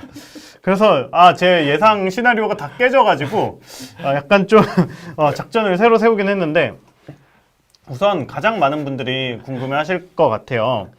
제이크한테 먼저 질문을 좀 드릴게요. 타다 베이직 서비스 종료 이후로 좀 어떻게 지내셨어요? 되게 힘든 시기였고요. 네. 작년에 이제 그 타다 베이직 서비스를 타다 금지법이 통과한 이후에 이제 종료를 하게 되고 그 다음에 저희가 코로나를 그때 맞았거든요. 그래서 여기 지금 뭐 스코페 참여하는 다른 스타트업 분들은 코로나 때문에 서비스가 더 잘 되거나 트래픽이 늘거나 하는 일들이 있을 수 있었겠지만 네. 저희는 이제 전체적인 이제 이동 수요가 줄고 사람들이 이제 사회적 거리두기 때문에 잘 왔다 갔다를 안 하기 때문에 되게 힘들었어요. 그런 상태에서 이제 스타다 베이직 서비스도 이제 종료를 하게 되니까 거기에서 이제 비즈니스적인 타격들도 되게 많이 있었거든요. 그래서 이제 이런 것들을 극복하기 위해서 여러 가지 노력들을 굉장히 많이 했었고요. 그 과정에서 사실 이제 기술이 우리를 효율화시키고 다음 스텝으로 넘어가는 데 있어서 되게 큰 도움을 많이 줬습니다. 그래서 저희가 과거에 이제 서비스를 10년 동안 이어오면서 좀 비효율적으로 돌아가고 최적화가 덜 되어 있던 부분들을 기술을 통해서 되게 짧은 기간 동안 압축적으로 성장할 수 있는 계기를 좀 맞이하게 됐고요. 그걸로 인해서 효율화가 엄청 좋아지고 그 다음에 최적화가 많이 되면서 비용도 또 엄청 많이 세이브를 하게 되고 그리고 그 과정에서 저희가 그 힘든 과정이었지만 또 성장도 꽤 많이 하면서 또 회사가 그 투자도 받고 이제 유니콘 기업이 됐거든요. 그래서 굉장히 힘든 과정들을 겪었지만 해결해 나가는 과정에서 기술이 굉장히 중요한 역할을 했고 그 덕분에 더 회사가 좀 단단해지고 좋은 DNA를 많이 가지게 됐다고 생각을 합니다. 네. 그 약간 그때 좀 내부 분위기는 어땠고 이런 약간은 그래도 이제 경영에서 중요한 게 좀 위기를 또 기회로 바꿔 나가는 그런 것들이 좀 중요하잖아요. 네. 좀 내부적으로 어떤 액션이 있었고 그래서 이제 뭐 결론적으로 이제 소카가 그 모빌리티 유니콘이 됐는데 좀 내부적인 뭐 에피소드 같은 거 좀 들어볼 수 있을까요? 에피소드 얘기하면 눈물 날 것 같은데. 근데 진짜 그 과정이 되게 힘들었어요. 저희가 이제 어찌됐건 뭐 코로나랑 그 타다금지법을 동시에 이제 맞으면서 회사에서 좀 중대하게 그 회사를 이제 잘 끌고 나가기 위해서 뭐 저희가 뭐 희망퇴직도 받고 진짜 되게 힘든 과정들을 많이 겪었거든요. 그래서 그 당시에는 뭐 되게 좀 분위기도 안 좋고 우울했던 순간들이 분명히 있었고요. 근데 그거를 이제 이겨내려고 하는 사람들의 이런 의지와 그 다음에 그거를 여기 있는 사람들이 같이 하면은 해낼 수 있다라는 그런 믿음들이 있었기 때문에 거기에서 좀 더 똘똘 뭉쳐갖고서 좀 문제를 뚫어나가고 그 다음에 그걸 해결하려고 노력을 하고 그 다음에 과거에 없었던 방식을 시도해보고 이런 것들이 좀 많이 있었던 것 같거든요. 그리고 그런 과정에서도 뭐 저희가 포기하지 않고 타다도 이제 라이트 플러스 대리운전 서비스 같이 준비를 해갖고서 시작을 새롭게 해서 이제 타다도 이제 다시 라이트가 나와서 시작한 지 한 5개월 정도가 됐고 이제 예전에 베이직 할 때 한 절반 정도 수준까지는 올라왔어요. 5개월 만에 굉장히 빠른 속도로 올라왔고 소카 같은 경우에는 과거에 있었던 기술 부채들도 많이 떨고 그다음에 우리가 해결하고 싶었던 문제들을 굉장히 기술을 많이 최적화를 함으로써 전반적인 그 회사가 많이 단단해지는 계기가 되었고요. 이 힘든 순간들을 넘어오면서 안에 있는 분들이 그 내부에서 내공도 굉장히 많이 쌓인 것 같고 그 다음에 서로 간의 신뢰나 그 다음에 서로 간의 믿음 같은 것들이 더 많이 생긴 것 같습니다. 네. 제가 사실 이제 작년에 이제 같이 이제 컨텐츠를 한번 제작을 했었는데 이제 그때 당시에 그 이제 소카 내부 구성원 분들과도 이야기를 나눌 기회들이 많았던 것 같아요. 근데 좀 그 와중에 이제 회사가 어떤 이제 일이 일어나건 되게 투명하게 공유하고 다 같이 고민하는 그런 문화가 있었기 때문에 제 생각에는 그럼에도 불구하고 좀 성장을 이끌어내고 이제 필요한 거를 좀 해내지 않았을까 좀 그런 생각이 듭니다. 사실 다음 질문으로 뭐 개발자 연봉과 스톡옵션 이거를 사실 준비를 했는데 궁금해하지를 않으세요. 이 소카가 이거 어제는 진짜 댓글의 절반이 그 정도였거든요. 저희 잘해드립니다. 왜 궁금해하지 않으시지? 네. 궁금해하지 않는 이유가 있을까요? 그 댓글 한번 달아주시면 좋을 것 같아요. 이거 안 궁금해하니까 여쭤보기도 그렇고. 왜 어제랑 이렇게 다르지? 알려주세요 하나 왔습니다. 네. 저희도 명분이 있으니까 네. 혹시 좀 어떻게 되는지 요즘에 이제 사실 굉장히 많은 이제 경쟁적으로 좀 개발자들을 많이 모시고 있잖아요. 이제 뭐 특히 경력직 개발자들 모시는 데 있어서 좀 되게 많은 어려움 같은 거를 겪고 있다고 하는데 좀 소카의 현황은 어떻고 좀 우리 전략은 어떤지 좀 들어볼 수 있을까요? 뭐 저희 이제 그 업계에서 뭐 탑티어 수준으로 줄 만한 지금 여력들은 있는 상태이기 때문에 그런 것들을 하기 위한 노력들은 계속 하고 있고요. 그리고 저희가 이제 또 상장을 준비하고 있기 때문에 저희는 그 스톡 옵션을 받게 됐을 때 그게 정말 실현 가능하다라고 하는 게 좀 많이 가까이 와 있거든요. 그래서 스톡 옵션 같은 경우에도 좀 많이 활용을 하려고 생각을 하고 있고요. 실제 뭐 이제 상장을 하게 되면은 뭐 연봉도 연봉이지만 이 스톡 옵션 같은 것들이 굉장히 크게 돌아올 수 있는 그런 하나의 장치가 되지 않을까라고 생각을 해서 그런 것들은 좀 더 적극적으로 이용을 하고 있습니다. 네. 네. 상장 뭐 예상 시점 이런 거 여쭤봐도 돼요? 말씀을 하셨으니까. 네, 지금 사실 저희 상장 주관사는 이미 설정을 한 상태예요. 저희 이제 지금 미래에셋대우랑 삼성증권이 저희 상장 주관사를 맡아갖고 열심히 같이 일을 하고 있고요. 뭐 빠르면 내년, 뭐 늦으면 2, 3년 후일 것 같습니다. 네. 네. 그래서 좀 연봉 좀 알려달라 하는데 뭐 사실 경력직 분들은 뭐 이전 직장 연봉이나 뭐 이런 거에 따라 다를 수도 있겠지만 한 뭐 초봉 기준으로 이제 신입 개발자 초봉 기준으로 한번 이야기해 주시고 좀 스톡 옵션 같은 거는 뭐 어떤 경우에 뭐 현황이 어떤지 뭐 개략적으로 좀 들어볼 수 있으면 좋을 것 같아요. 뭐 저희가 그 개발자분들을 모셔올 때 이제 스톡 옵션을 같이 이제 패키지로 넣어갖고 드리는 경우들도 있고요. 그리고 이제 신입으로 들어오시는 분들 같은 경우에는 이제 업무를 하면서 이분들의 역량이 충분히 증명이 되고 그 다음에 이분들이 회사에서 좀 충분히 더 좀 많은 것들을 보여줄 수 있을 것 같다라고 생각이 들면은 그런 것들을 저희가 뭐 연봉 계약을 할 때나 이럴 때 이제 저희가 패키지 같은 걸로 스톡 옵션을 같이 드리기도 하고요. 그리고 지금 뭐 여러 가지 뭐 네카라 쿠베 이런 얘기들을 하는데 네. 거기에 꿀리지 않는 만큼 저희도 하고 있습니다. 꿀리지 않는다. 네, 네. 꿀리지 않는다. 네, 좋습니다. 네. 그 다음 좀 질문을 좀 들어볼게요. 이제 이게 뭐 그냥 스타트업이라고 하면은 좀 되게 범위가 굉장히 넓잖아요. 근데 이 상장 직전에 어떤 어느 정도 이제 궤도에 오른 지금 시점에 좀 소카에서 일하는 거에 좀 커리어로서 장점 이런 게 있을까요? 생각하시기에. 뭐 기술적인 것들이나 데이터적인 것들은 두 분이 또 말씀 많이 해주실 것 같고요. 근데 저는 그 소카가 그다음 모빌리티라는 산업이 갖고 있는 되게 유니크한 점들이 있는데요. 그게 이제 오프라인이랑 온라인에서 올라오는 데이터들을 기반으로 하는 의사결정들이 굉장히 중요하고 그것이 다른 온라인 비즈니스만 하는 곳과는 굉장히 차별화된 자신의 커리어를 쌓을 수 있다라는 점.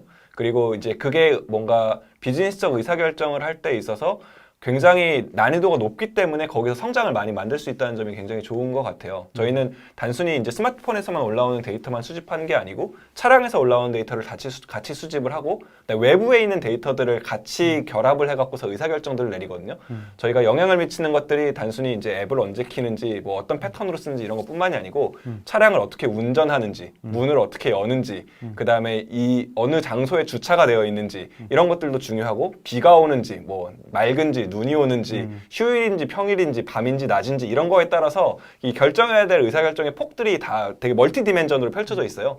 그렇기 때문에 그거에 맞는 결정들을 내리기 위한 데이터들을 보고 그거에 맞는 기술을 개발하고 하는 것들이 개인을 성장시키는 데 있어서 굉장히 큰 드라이버가 되고요. 저는 여기에서 이 복잡한 난이도의 문제들을 해결할 수 있다고 하면은 언제 어디를 가더라도 이 커리어를 더 빛나게 만들 수 있다고 생각을 합니다. 저는 그게 이 모빌리티 비즈니스, 특히 저희처럼 에셋을 많이 가지고 전국적으로 서비스를 하는 이런 모빌리티 비즈니스를 하는 회사 입장에서는 굉장히 큰 메리트이고 커리어를 키우는 데 있어서 엄청난 장점이 될 거라 생각을 합니다. 그 혹시 스타트업에서 지금 시점에 소카에 합류하는 것의 좀 장점 이렇게 그 개발자나 이제 데이터 사이언스 입장에서 좀 조금 더 부연 설명 들어볼 수 있을까요? 뭐 기술적으로는 사실 아직 해결하지 못한 문제들이 많이 있고 그리고 스타트업이고 아직까지도 사람이 적기 때문에 좀 더 많은 책임감을 가지고 많은 권한을 가지고 일을 해볼 수 있는 좋은 경험들이라고 생각하고 다양한 문제들을 진짜 많이 경험해 볼 수 있거든요. 그러니까 다른 곳, 그러니까 모빌리티 산업이 아닌 다른 곳에서는 정말 경험하기 어려운 그런 문제들을 많이 해결할 수 있어서 네, 커리어를 쌓는데 충분히 도움이 되실 거라고 저는 믿습니다. 아, 네. 다음 질문 좀 뭐 들어가 볼게요. 소카만의 특별한 뭐 업무 방식과 조직 문화가 있을까요? 아, 이거는 좀 소카만의 좀 고유한 것인 것 같다. 여러 가지가 있을 텐데 저희 뭐 회고하는 문화라든지 저희 뭐 페어 프로그래밍이나 이런 거 하시는 걸 한번 좀 말씀해 주시면 좋지 않을까요? 기술과 관련된 부분들이니까. 아까 뭐 기술 관련해서는 사실 저희가 아까 뭐 피드백 루프를 짧게 만들고 매번 엄청 다양한 피드백 루프를 만들어서 빨리 개선하실 수 있도록 도움을 드린다고 했었는데 뭐 그런 일환으로 뭐 코드 리뷰나 아니면은 페어 프로그래밍이나 아니면은 뭐 회고나 이런 것들을 다 계속 잘 하고 있고요. 그래서 그런 것들을 할 때마다 뭐 액션 같은 것들을 잘 정의를 하고 그 다음에 개선할 점들을 이제 계속 실행하는 식으로 뭐 개선하고 그 다음에 본인들도 성장할 수 있는 기회들을 얻는 형태로 만들고 있습니다. 네. 그게 하나 더 보태보면 소카는 이제 흔히들 협업이 굉장히 잘 된다라는 말씀을 한 축으로 많이 하시고요. 다른 한 축으로는 같이 동반 성장하는 문화가 있는 것 같거든요.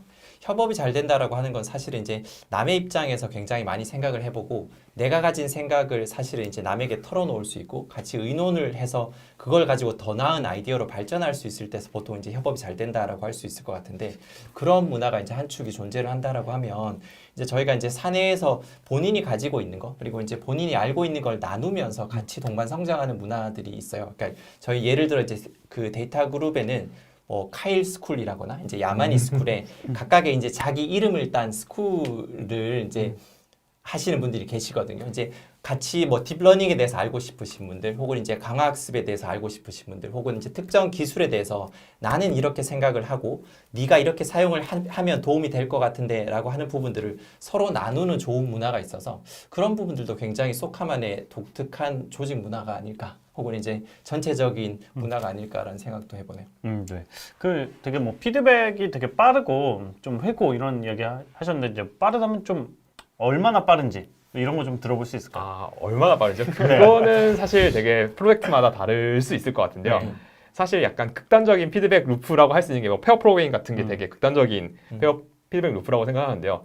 계속 이제 서로 상호작용을 주고받으면서 계속 코드에 대한 얘기들을 하니까 그런 것들이 좀 그렇게 빠른 피드백 루프라고 생각하고요. 프로젝트 같은 경우에는 좀 길이가 긴 경우들이 많이 있어서 사실 그거는 좀 그때그때마다 좀 다른 것 같긴 합니다. 네. 근데 소카분들 많이 들어와 계신가 아니면 사랑을 받고 있는 건가 잘 모르겠네요. 네. 네. 존잘러십니다. 뭐 이런 댓글들도 나오고.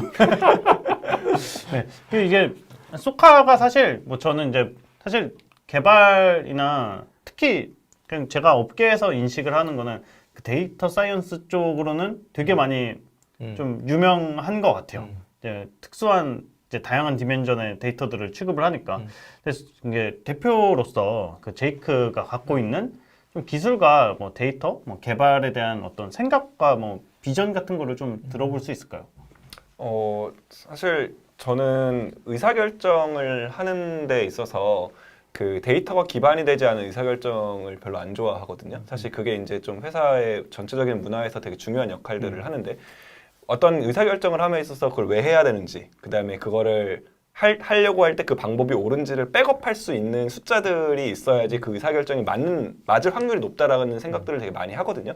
그렇기 때문에 그런 내용들에 대해서 저희가 전사적으로도 얘기를 많이 하고, 그 다음에 저희는 수집하는 데이터도 많고, 수집하는 데이터가 의사결정으로 이어졌을 때 비즈니스 임팩트를 바로 줄 수 있도록 만드는 루프들이 굉장히 빠르게 돌아가기 때문에 그런 것들이 저희가 데이터를 바라보는 시각에서 굉장히 유니크한 회사로 좀 발돋움할 수 있게 되는 그런 좀 배경이 됐다고 생각을 하고요.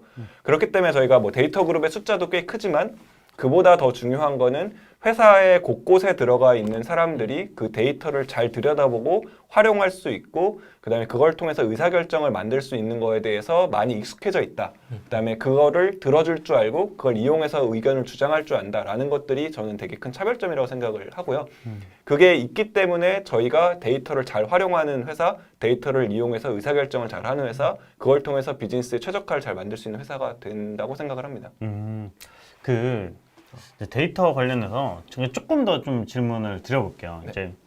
이제 제가 예전에 이제 그 아이디어스라는 이제 회사의 대표님과 이제 이야기를 나눌 때, 좀 회사가 한번 좀 어려울 때가 있었는데 그때 그러니까 데이터라는 거를 이제 너무 이렇게 뭐 맹신해가지고 의사결정을 내리던 때가 있어가지고 이제 데이터 기반으로 의사결정을 할 때도 이 데이터에 대한 어떤 기준을 세우고 어떤 나름대로의 논리를 세우고 좀 그런 걸 바탕으로 좀 의사결정을 좀 했었어야 됐다라고 좀 회고를 했던 게 좀 기억이 나요. 그러니까 데이터 기반으로 의사결정을 할 때 그래도 팀 내에 갖고 있는 어떤 기준이라든지 아니면 데이터의 뭐 함정에 빠지지 않기 위한 어떤 문화나 시스템 이런 것들이 있을까요?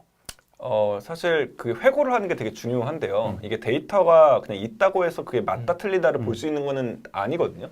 그래서 그 데이터를 갖고 어떤 의사결정을 했을 때 그게 어떤 임팩트를 줬고 그걸로 인해서 어떤 아웃풋이 나왔는지에 대한 것들이 그 한번 사이클을 돌아야 돼요. 그래서 우리가 이 데이터를 이렇게 해석해서 이런 좀 솔루션을 냈고 이런 액션을 취했는데 그 취한 액션이 궁극적으로 시간이 지나서 봤을 때는 맞는 결정인지에 대한 것들 한 번 더 회고를 해야 그 데이터를 제대로 해석하는 액션 아이템을 뽑았는지를 알게 되거든요. 그 루프를 좀 빨리 돌리고 여러 번 돌리게 되면서 사람들이 그거에 대한 DNA를 가지게 되고 데이터를 읽는 방법, 해석하는 방법, 그걸 통해서 액션 아이템을 만드는 이런 생각들을 더 강력하게 하게 되면서 이게 전반적으로 잘 굴러갈 수 있는 환경이 되는 것 같아요. 그래서 저는 그게 굉장히 중요하다고 생각을 합니다. 네. 뭐 혹시 약간 좀 뭐 덧붙이실 만한 그런 게 있을까요? 이제 뭐 그렇죠. 이렇게 제이크가 굉장히 이야기를 잘해줬는데 이게 데이터를 쓰는 것도 연습이거든요. 이렇게 데이터를 읽는 것도 연습이고요. 데이터를 사용해 보는 것도 연습이고 내가 데이터를 사용하고 난 뒤에 사실은 돌아오는 임팩트를 다시 그 데이터에 비춰서 내 결정이 얼마만큼 맞았고 혹은 이제 추후에는 어떻게 조정해야 되겠다라는 모든 게 연습이기 때문에 거기에 대해서는 사실 이제 저희가 레슨런을 굉장히 많이 가지고 있으면서 이제 어느 정도 역량이 다들 많이 올라가신 것 같아요. 저희가 이제 소팸이라고 부르는데 그 소카 직원들을 소팸들의 데이터 리터러시라고 해서 데이터를 읽고 이용하는 능력 자체가 굉장히 많이 올라와서 그만큼 사실 이제 데이터 그룹들은 더 많은 일을 할 수 있는 바탕이 된 것 같다라는 이야기 조금 더 보태울 수 있을 것 같아요. 네. 좋습니다. 자, 소카가 생각하는 이제 다른 모빌리티 회사들이 이제 좀 되게 이제 거대한 회사들끼리 좀 뭐 경쟁을 뭐 하기도 하고 이제 연합군을 구축하기도 하고 이런 일들이 많잖아요. 이제 우버는 이제 SKT였나? 이제 SKT랑 이제 막 손을 잡아서 이제 다시금 뭐 진출한다 이런 내용이 있고 이제 뭐 카카오 이제 모빌리티도 이제 굉장히 많이 자리를 잡았고 소카가 생각하는 이제 다른 모빌리티 회사와의 좀 차별화되고 있는 점 그리고 좀 이 부분은 우리의 좀 핵심 경쟁력으로 좀 앞서 있다라고 생각하는 점은 어떤 게 있는지 들어볼 수 있을까요? 저희가 그 소카는 저희가 차를 다 이제 구매를 해서 그 차량을 저희가 이게 플릿 매니지먼트라고 하거든요. 저희가 이제 플릿이 이제 약간 함대라는 뜻인데 그런 이렇게 그 차량들을 이제 함대처럼 가지고 있고 그거를 이제 저희가 운영을 무인으로 하고 있어요. 근데 그런 유니크한 모델을 갖고 있는 회사는 전 세계에 이제 저희밖에 없다고 얘기를 할 수가 있을 것 같은데 그 플릿 매니지먼트를 하면서 저희가 갖고 있는 오프라인의 역량이 온라인이랑 결합됐을 때 그게 굉장히 파워풀하거든요. 그래서 차에서 올라오는 모든 오프라인 데이터들을 저희가 가지고 있고 그 오프라인 데이터들을 활용할 수 있게끔 그 저희가 플릿 매니지먼트를 저희가 직접 해서 저희가 어디다가 주차장에 배치를 할지 뭐 어떤 방식으로 세차를 할지 정비를 할지 그 다음에 뭐 이 데이터를 이용해서 어떤 사람들이 수요가 많이 만들어질 거라고 판단되는 존이라고 판단을 하는지 이런 것들이 좀 되게 중요하기 때문에 저는 그게 갖고 있는 저희 회사의 되게 유니크한 점이고 굉장한 경쟁력이라고 생각을 해요. 실제로 뭐 예를 들어 자율주행이라는 기술이 전체적으로 도입이 많이 된다고 했을 때는 저희 같은 회사들은 이제 뭐 자율주행 기술이 도입되어 있는 차량들을 이제 구매를 해서 그걸 운영을 하게 될 텐데 이걸 차를 오프라인에서 막 몇만 대를 굴려본 회사가 아니라면은 이거를 언제 어떻게 회수해서 어디다가 주차를 시키고 어떻게 정비를 하고 어떻게 세차를 하는지 이런 것들을 알기가 되게 어려울 거라고 생각을 하거든요.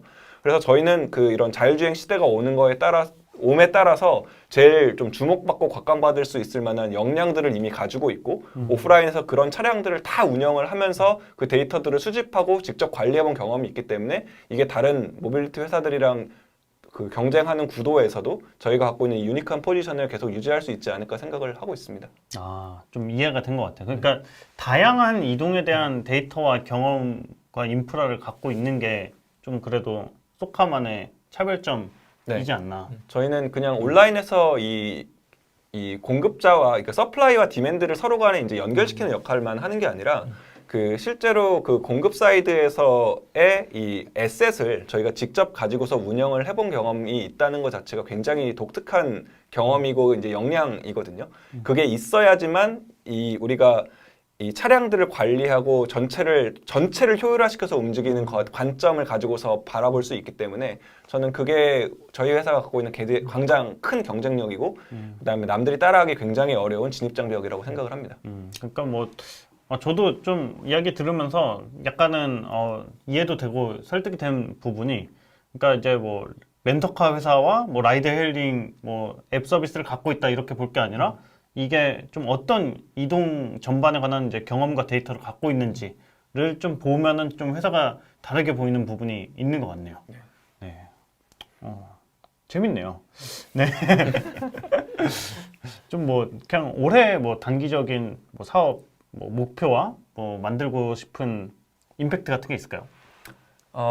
사실 올해도 코로나가 저희 곁에 항상 머물러 있어갖고 그 의사결정하기 되게 어려운 시즌이기는 해요. 이게 왜냐면은 사회적 거리두기도 지금 2주마다 계속 갱신을 하면서 높아질지 낮아질지 계속 판단을 해야 되고 그거에 따라서 이 전체적으로 수요가 얼마큼 올라올지 이런 것들을 다 판단을 해야 되거든요.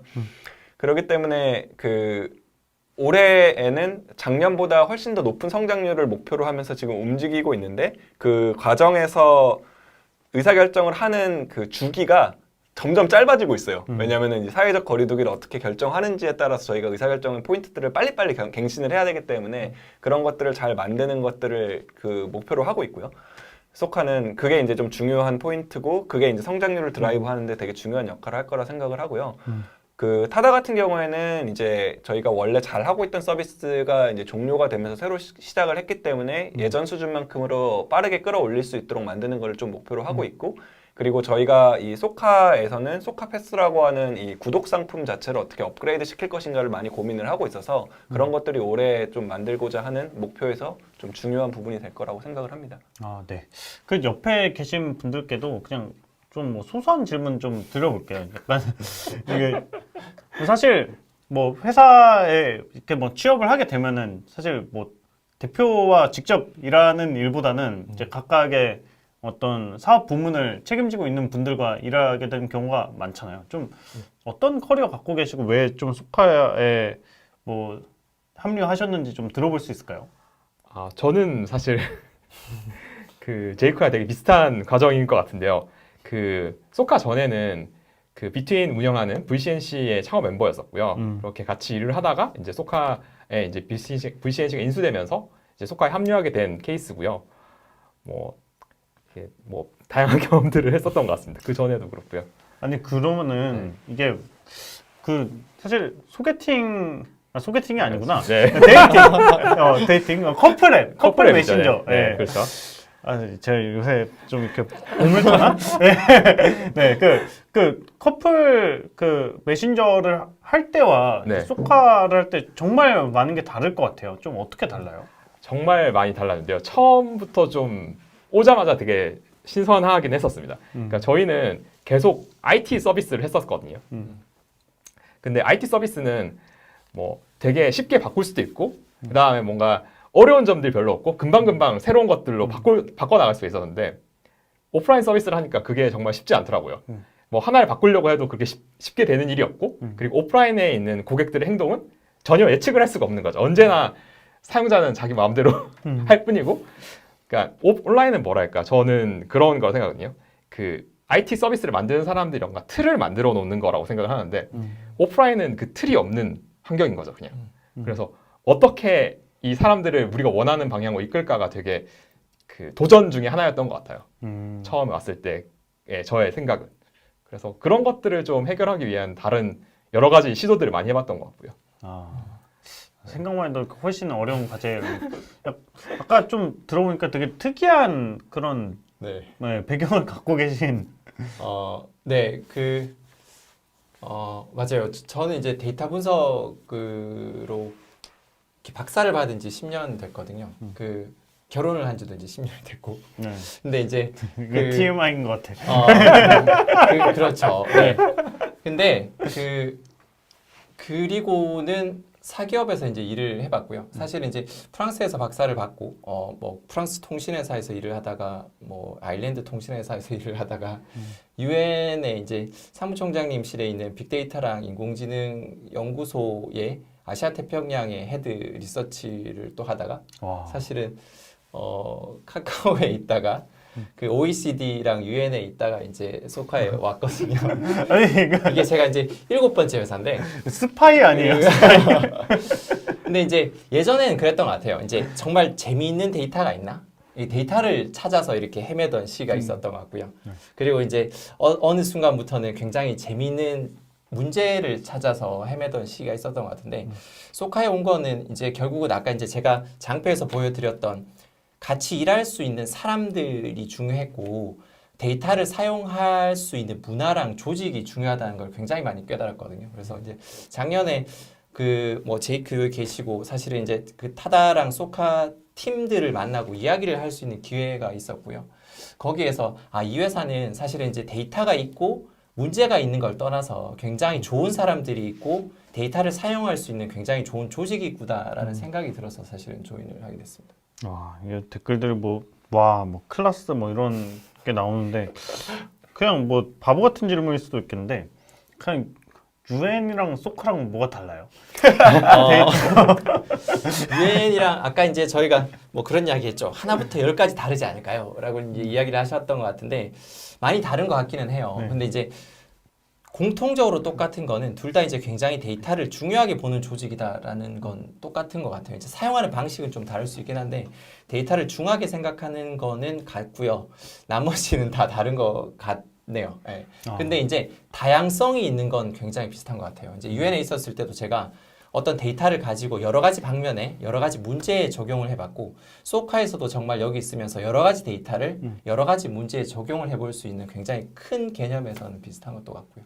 네, 약간 세계 평화를 하시는 분이 재밌는 것 같습니다. 이따 기회가 되면 또 몇 가지 더 여쭤볼게요. 네, 제가 이제 유엔에서 일은 안 해봤지만 저희가 데이터를 보는 거에 있어서 되게 재밌는 점은 그거를 데이터를 통해서 어떤 좀 인사이트를 뽑아내면은 그걸 비즈니스화 시키는데 걸리는 시간이 되게 짧아서 그걸 통해서 뭔가 이 실행을 해보고 그게 진짜로 사회적으로 임팩트를 만드는지를 볼 수 있다는 게 사실 되게 중요한 점인 것 같아요. 이게 단순히 이제 리서치를 하거나 연구를 하는 게 아니라 우리는 이 데이터를 통해서 이런 해석을 하고 그 해석을 통해서 우리가 이런 액션을 하면은 그걸 통해서 이런 비즈니스적 결과물이 나온다는 사이클이 빨리 돌고 그걸 통해서 이제 내가 성장할 수 있는 기회를 많이 얻는다는 것 자체가 좀 되게 다른 점이라고 생각이 됩니다. 네, 좋습니다.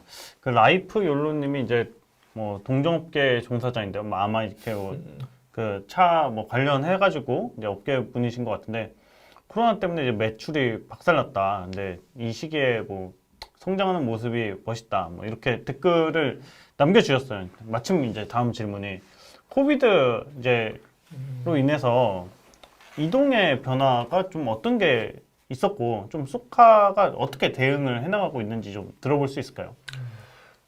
저게 진짜 어려운 점이고 저희가 좀 극복하기도 굉장히 좀 난이도가 높았던 부분인데요.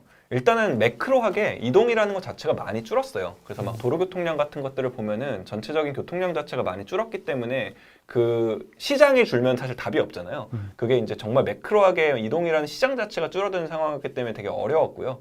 저희가 이제 이거를 이제 극복해 나가는 과정에서는 좀 더 사람들이 한 번 빌릴 때 더 길게 빌려 타게 할 수 있도록 유도하는 것들도 많이 해봤었고, 그 다음에 정말 수요가 밀집적으로 많이 나오는 쪽으로도 차를 계속 옮겨 다니면서 그런 곳들을 좀 찾아다니기도 했었고요. 그리고 사람들이 이제 이동을 하려고 할 때 대중교통을 타는 것보다는 카셔링 차량을 타는 것이 더 유리하고 안전하다라는 그런 인식을 심어주기 위한 노력들도 되게 많이 했었고, 그 다음에 이 이동이 좀 더 안전하고 편하다라는 거에 대한 인식들을 심어주는 이런 일들도 커뮤니케이션을 좀 했거든요. 그래서 이런 것들이 좀 종합적으로 이어지게 되어서 저희가 코로나 같은 상황을 맞았음에도 불구하고 성장을 만들어낼 수 있지 않았나 생각을 합니다. 네. 제가 그냥 국내 여행을 많이 가게 되었는데, 국내 여행 막 역이나 뭐 공항 근처에 소카존이 좀 는 것 같다라는 느낌을 받았는데, 그게 뭐 그냥 실제로 좀 그런 건지 아니면 그냥 저만의 느낌인 건지. 실제로도 그랬을 거고요. 네. 이게 이제 저희가 이제 데이터를 통해서 의사결정을 한다는 게 이제 그런 건데, 저희가 전체적으로 이동에 대한 수요를 매크로하게도 보고 저희 데이터를 같이 살펴보면은 어디에다가 증차를 했을 때 실제로 많은 사람들이 이용할 것인지를 보거든요. 그래서 그 인기 있는 관광지들이 변화하는 것들을 저희는 데이터로 계속 보고 있습니다. 그래서 거기에 맞춰서 그런 스테이션에다가 차를 더 많이 증차를 해서 많은 분들이 이용을 할 수 있도록 만들고, 이런 작업들을 계속 하다 보니까 말씀하신 것처럼 그런 특정 관광지 같은 곳에는 소카가 어딘가는 되게 많이 늘어나 있을 거고, 조금 인기가 없어진 곳들은 조금 차량이 약간은 줄어 있을 수도 있고, 뭐 이런 것들이 좀 유연하게 움직이고 있는 편입니다. 어쨌든 이제 뭐 이동 데이터 변화에 따라서 대응을 해서 그래도 이제 좀 충격 완화를 하면서 성장을 할 수 있었다. 네. 네. 저희가 지지난달에 이제 그 코비드 관련해서 사람들이 행태를 어떻게 바꿨는지를 데이터를 분석을 해서 이제 기사를 내보낸 것들이 있거든요. 그래서 분명히 사람들이 이제 이용을 하는 패턴이 조금 바뀐 것 같기는 해요. 그러니까 예전보다는 훨씬 더 커다란 차를 이용을 하시는 분들이 많이 계셨고, 예전 같으면 이제 기차를 타고 가서 거기서 이제 쏘카를 빌려서 종단에서 좀 여행을 하신다라고 하면, 이제는 처음부터 이제 쏘카를 가지고 길게 여행을 가시는 분들도 많이 계신 것 같고요. 그런 행태의 변화에 따라서 이제 저희도 이제 사업적으로 충분히 그 인사이트를 가지고 이제 서비스를 제공을 하는 걸 많이 고민하고 있고요. 네. 그 말이 나와서 그런데 좀 이런 이제 좀 시류에 맞물려서 이제 사람들이 이제 캠핑도 많이 하고 차박도 많이 하니까, 아까 이제 초반에 공지 드렸던 네, 옥스포드 이제 소카 이 캠핑카 그 레고 키트 그 이벤트 참여를 하시면은 받으실 수 있습니다. 저희 인스타그램에 이거 시청하고 계신 거 이제 인증 남겨주시면은 네, 이런 네, VIP만 이용할 수 있는 네, 저희가 기프트 네, 드리니까 네, 많이 참여해 주시면 좋을 것 같습니다. 다음으로 이제 타다 관련된 좀 질문이에요. 이제 이제 베이직이 없어지고 이제 라이트, 프리미엄 등 이제 드라이버 플랫폼 등 이제 다양한 신규 서비스 라인업이 형성된 걸로 알고 있는데, 좀 각 서비스들의 특징과 현황, 그리고 이 타다 서비스가 좀 어떤 목표를 갖고 계신지 궁금합니다. 저도 궁금해요. 저희가 이제 예전에 이제 베이직을 완전히 중단을 했다가 이제 다시 이제 서비스를 시작한 과정이기 때문에 그 정도까지의 서비스 퀄리티와 그다음에 그 차량 수를 늘릴 수 있도록 만드는 걸 일단 1차적인 목표로 하고 있어요. 그래서 저희가 이제 다시 시작한 지 이제 5개월 정도가 됐는데, 그 5개월 동안에 여러 가지 신경을 많이 쓰려고 하고 앞으로도 계속 신경을 많이 쓰려고 하는 거는, 어찌됐건 그 차량을 탑승했을 때에 대한 경험을 다른 이동 서비스랑 비교해 봤을 때도 가장 우위에 있도록 만드는 그 경험을 줘야겠다라는 생각들을 많이 하고 있습니다. 그래서 라이트 같은 경우에는 저희가 비말 차단막 같은 것들을 설치해서 이런 코로나 시대에 좀 안전하게 이동할 수 있을 만한 하드웨어적 장치들을 좀 많이 만들려고 노력을 했고요. 그리고 저희 그 라이트 기사님들이나 플러스 기사님들이 어떻게 그 고객들에게 잘 대할 수 있도록 만들어줄지 이런 것들을 고민을 해서 그분들이 그 탑승하시는 승객들에게 좋은 퀄리티의 서비스를 제공할 수 있도록 만드는 거에 신경을 굉장히 많이 쓰고 있습니다. 그래서 그 부분을 어떻게 고도화해 나갈지가 굉장히 중요한 숙제이고, 일단 1차적인 목표는 저희가 베이직 수준까지 그 라이트랑 프리미엄의 차량 대수를 확보를 하고, 그 다음에 그걸 통한 수요를 만들어내는 것이 좀 1차적인 목표이고요. 지금은 절반 정도 왔습니다. 네. 저 이우리 님도 그렇고, 이제 중간중간에 이제 P2P 카쉐어링에 대한 계획이나 이런 것도 있으신가? 이런 질문이 몇 개 봤어요. 혹시 뭐 간략하게 답변해 주실 수 있나요? 네, 한국에서는 자가용을 이용한 그 P2P 카쉐어링은 법적으로는 안 되게 되어 있고요. 저희가 지금 하고 있는 방식은 이제 그 소카에서는 그 저희 서비스를 이제 이용을 하시고 그 장기로 이제 이용을 하시고 중간중간에 이제 사용을 안 하시는 타이밍에 그 저희 소카에다 요청을 하시면은 그걸 다른 사람이 빌려가게 하는 거 이런 것들은 이제 합법적으로 할 수가 있거든요. 그래서 그런 것들은 이제 저희가 서비스로 만들어서 좀 활용을 하고 있고 최근에는 이제 소카 플랜이라고 하는 월 단위의 이제 구독 상품 중에서 공유형 서비스를 하고 있어요. 그래서 그거는 이제 뭐 월 단위로 구독을 할 때 나는 주로 출퇴근에만 차를 쓰니까 평일에만 쓰고 주말에는 그 소카의 다른 유저들이 사용할 수 있게 하겠어라고 하는 이런 라인업들도 냈거든요. 그래서 이런 것들이 지금 좀 고도화됨에 따라서 뭐 P2P 카쉐어링이랑 똑같은 모습은 아니지만 좀 비슷한 느낌이 날 수 있도록 그 자기의 그 이용하려고 하는 패턴에 맞춰서 좀 이 차량들을 다른 사람들이랑 같이 공유해서 쓰는 이런 모델들도 고도화 시켜 나가려고 하고 있습니다. 네, 이제 뭐 외국에 좀 흔한 이제 우리가 상상하는 P2P 카쉐어링은 이제 법적인 이슈가 있어서 이제 되는 한도 내에서 이제 뭐 공유를 통해서 어떤 가치를 제공해 줄 수 있을까 뭐 이런 답변인 것 같습니다. 저는 이제 타다가 빨리 이제 좀 좋은 서비스들 많이 경험을 하고 싶어요. 사실 약간 좀 약간 이게 그 이동 경험이 약간 좀 퇴보했어요. 저는 그렇게 느껴요. 저희 2호에서 이 베이직 타면서 맨날 이렇게 촬영 장비들 다 그걸로 옮겼는데 이제 딱 베이직 그 종료하고 나서 저희 회사에서 없는 돈으로 이제 한 3천만 원이 넘는 법인 차량을 샀습니다. 이 타다 베이직이 없어져가지고 그래서 네, 응원한다는 점 네, 네, 말씀드리고 싶습니다. 네. 크나큰 지출이었어요.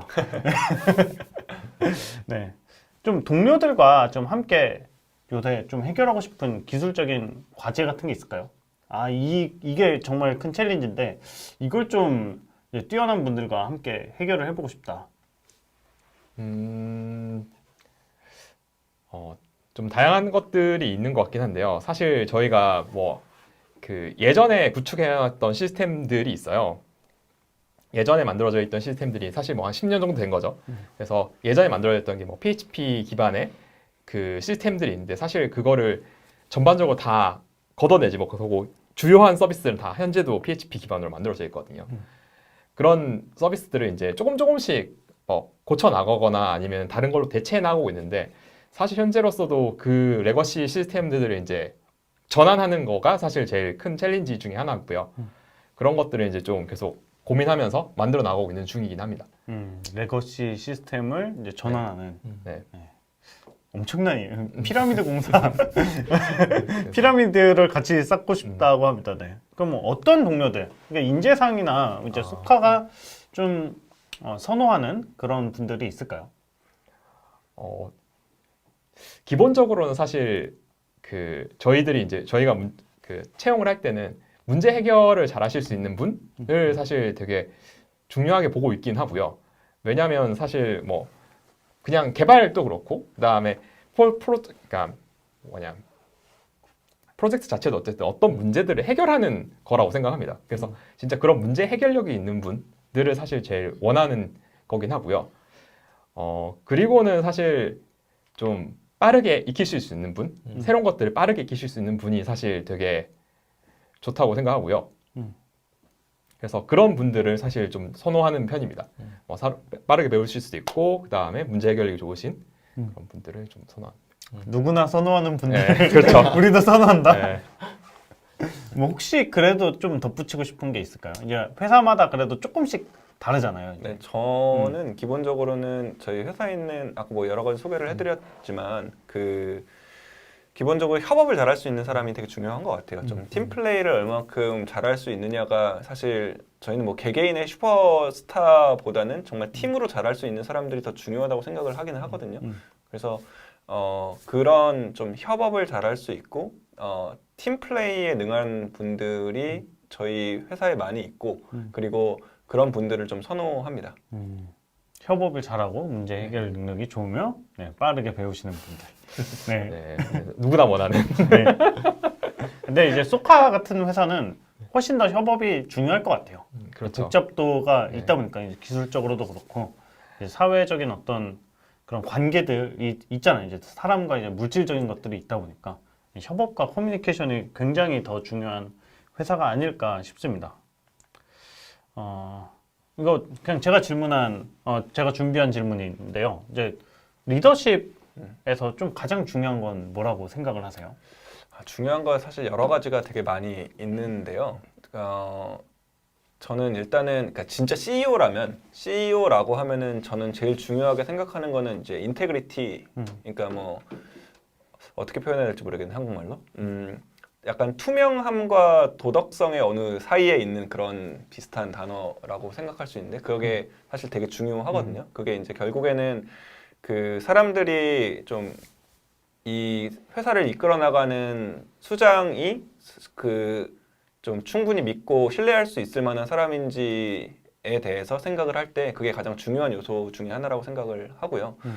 그리고 또 하나는 어찌됐건 이 사람들에게 이제 같은 방향을 바라보게 만들어야 되는 게 이제 리더의 역할이기 때문에 궁극적으로는 우리가 가려고 하는 방향에 대한 맥락을 잘 설명을 하고 왜 그 방향이 중요한지에 대한 설명을 잘 할 수 있는 것이 중요하지 않을까 생각을 합니다. 궁금한 게 타다와 소카와 비트윈을 어떻게 한 방향을 보고 가게 경영을 하세요? 그게 좀 어려운 부분이 없잖아 있는데요. 근데 일단은 기본적으로는 그 소카와 타다는 그 이동이라고 하는 하나의 카테고리로 묶여져 있고 우리가 이동해서 풀고자 하는 문제를 그 푸는 방식의 하우만 좀 다르다고 생각을 하기 때문에 이 두 개를 그 어찌됐건 완전히 다른 비즈니스라고 보고 있지는 않고요.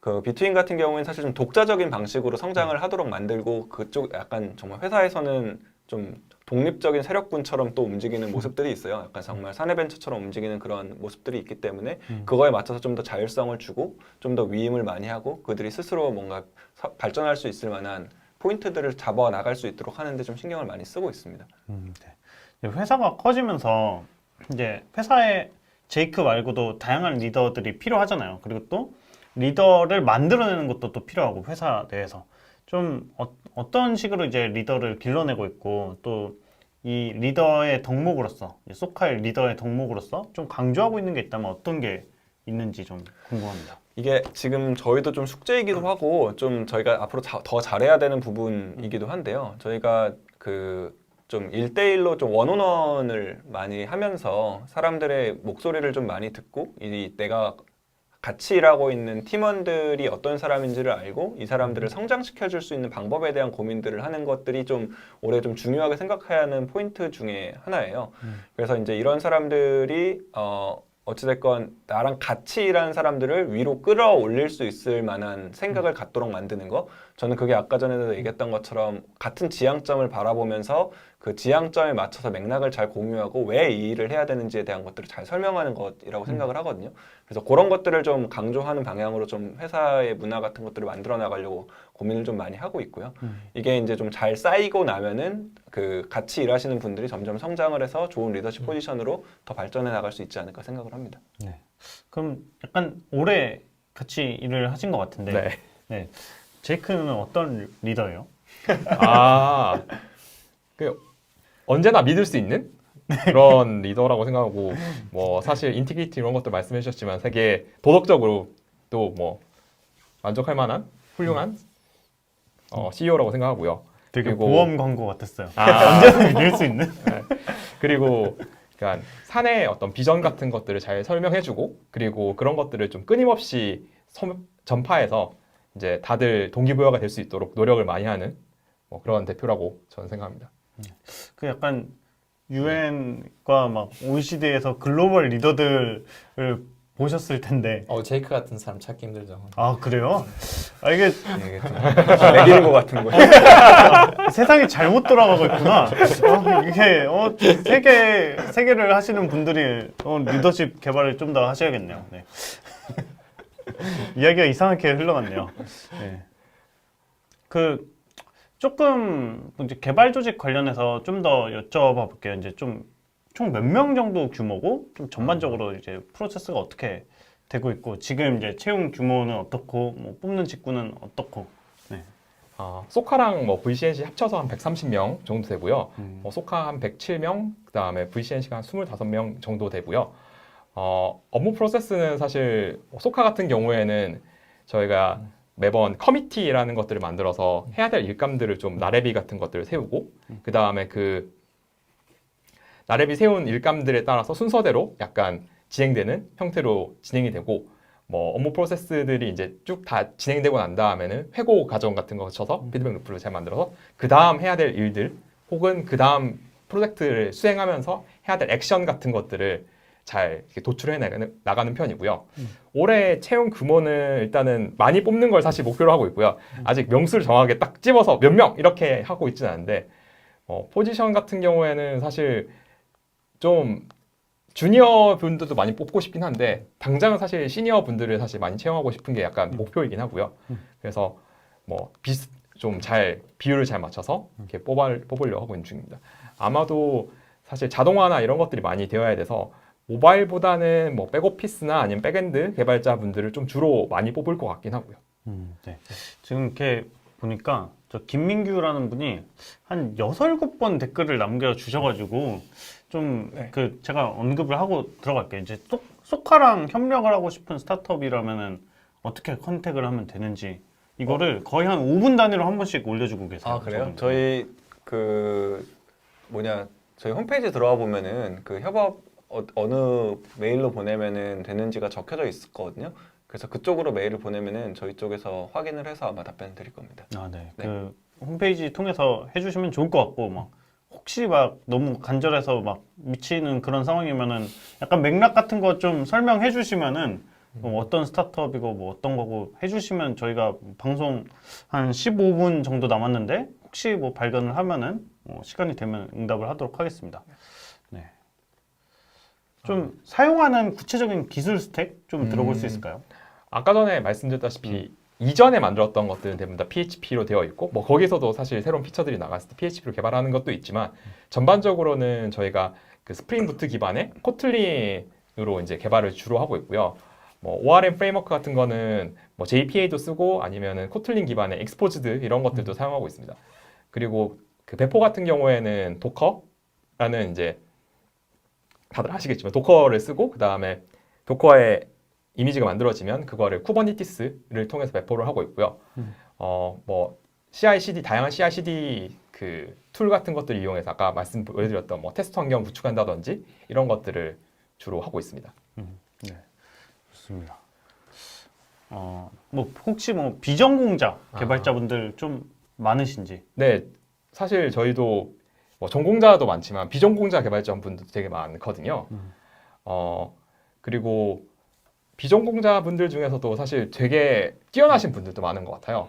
근데 그런 분들의 전반적인 그 일하는 태도나 이런 것들이 되게 진취적이시거든요. 그러니까 어떻게든 좀 더 빨리 배우려고 하시고 그 다음에 그런 성향들을 많이 보이셔서 사실 되게 빨리 성장하시기도 하고 그리고 궁금하신 것도 많고 그 다음에 컴퓨터 과학 같은 것들도 사실 뭐 그 짬난 시간에 따로 공부하시기도 하셔서 사실 되게 빨리 성장하셔서 저는 뭐 비전공자 분들이라도 사실 약간 의지가 있고 그리고 빠르게 배우실 수 있는 그런 기반이 있으신 분들이라고 하면 사실 충분히 도전해 볼 수 있을 만한 거라고 생각합니다. 개발 커리어에 대해서. 그 작년에 이제 대표님 페이스북에서 봤나 했던 것 같은데 이제 약간 그런 코딩 테스트로만 뽑는 뭐 채용도 좀 종종 하셨던 것 같더라고요.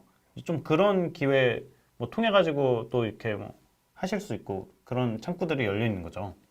네, 저희 뭐 계속 그 수시로 개발자들은 채용을 많이 하고 있고요. 그리고 저희는 뭐 뽑을 수 있는 만큼 최대한 많이 좋은 분들은 모시려고는 생각을 하고 있기 때문에요. 뭐 언제든지 좀 지원은 열려 있다라고 생각하시면 될 것 같고, 그다음에 뭐 저희가 뭐 코딩 테스트를 하거나 이제 뭐 이런 여러 가지 방법들은 계속 뭐 여러 가지를 시도해 보고 있는 중입니다. 네. 그냥 할 수 있는 거 다 해보고 있다. 네. 그렇게 저희가 질문을 너무 많이 준비를 해가지고 네. 시청자 질문으로 조금 넘어가도록 할게요. 네. 그 최근에 전기 자동차가 늘어나고 그리고 이제 완전 자율주행 그 자동차 뭐 완전 자율주행에 관한 언급이 늘어나면서 뭐 무인 택시가 뭐 도입될 수도 있을 것 같은데 미래에는 이와 관련해서 좀 어떤 대비를 하고 있는지 궁금합니다.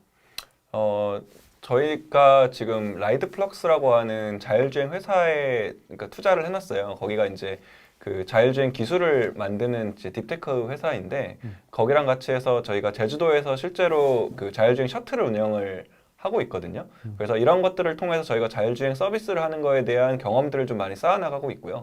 그리고 저는 아까도 잠깐 언급드리긴 했지만 궁극적으로 이제 자율주행 시대가 왔을 때 뭐가 제일 중요할 것이냐라고 보면은 어디에서 뭐 수요가 나오고 어디서부터 어디로 움직일지에 대한 데이터가 일단 있어야 될 것이고 그 다음에 그 차량들을 그럼 어떻게 관리할 것인가가 또 두 번째로 중요한 이슈라고 생각을 하거든요.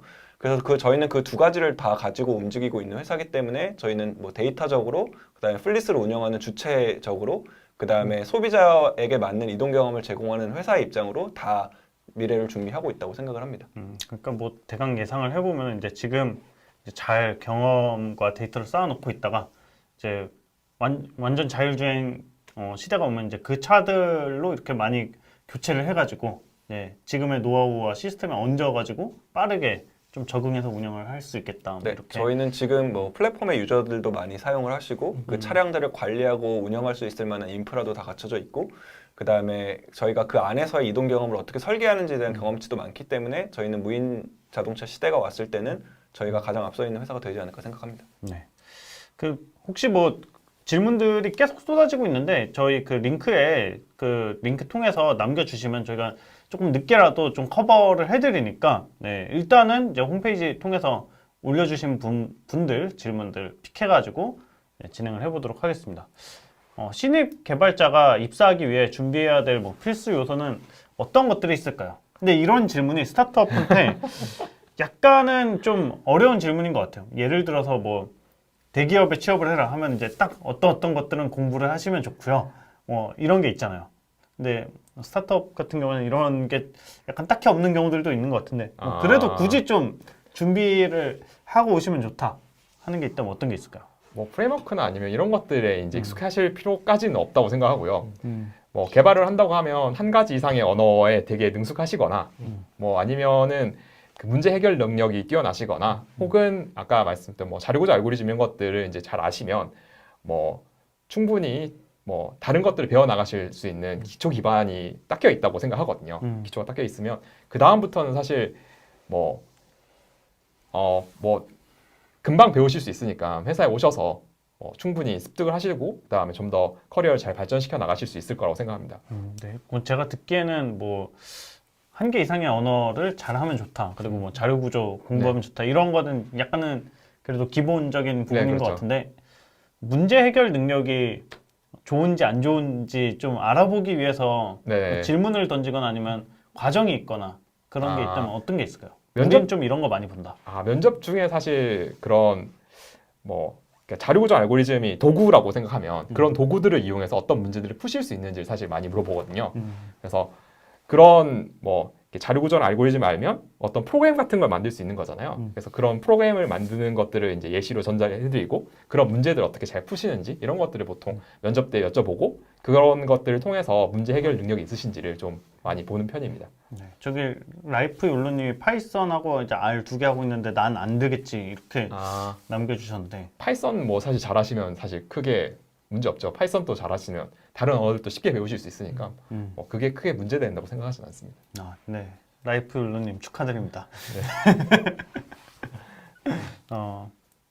뭐 비전공자의 서류를 봤을 때 어떤 부분이 차별화되어 서류를 통과하게 만드는지 궁금합니다. 근데 저희가 진짜 어제도 그렇고 그 비전공자 개발자분들이 정말 많이 늘고 있는 것 같아요. 그건 맞는 것 같습니다. 네, 저런 질문들이 굉장히 많이 생겨나고 있는데 그래도 이제 비전공자분들이 아무래도 이제 뭐 서류나 이런 데서 이거 전공이 약간 아니다 보니까 걱정을 많이 해서 어제도 저런 질문들이 많이 나왔어요.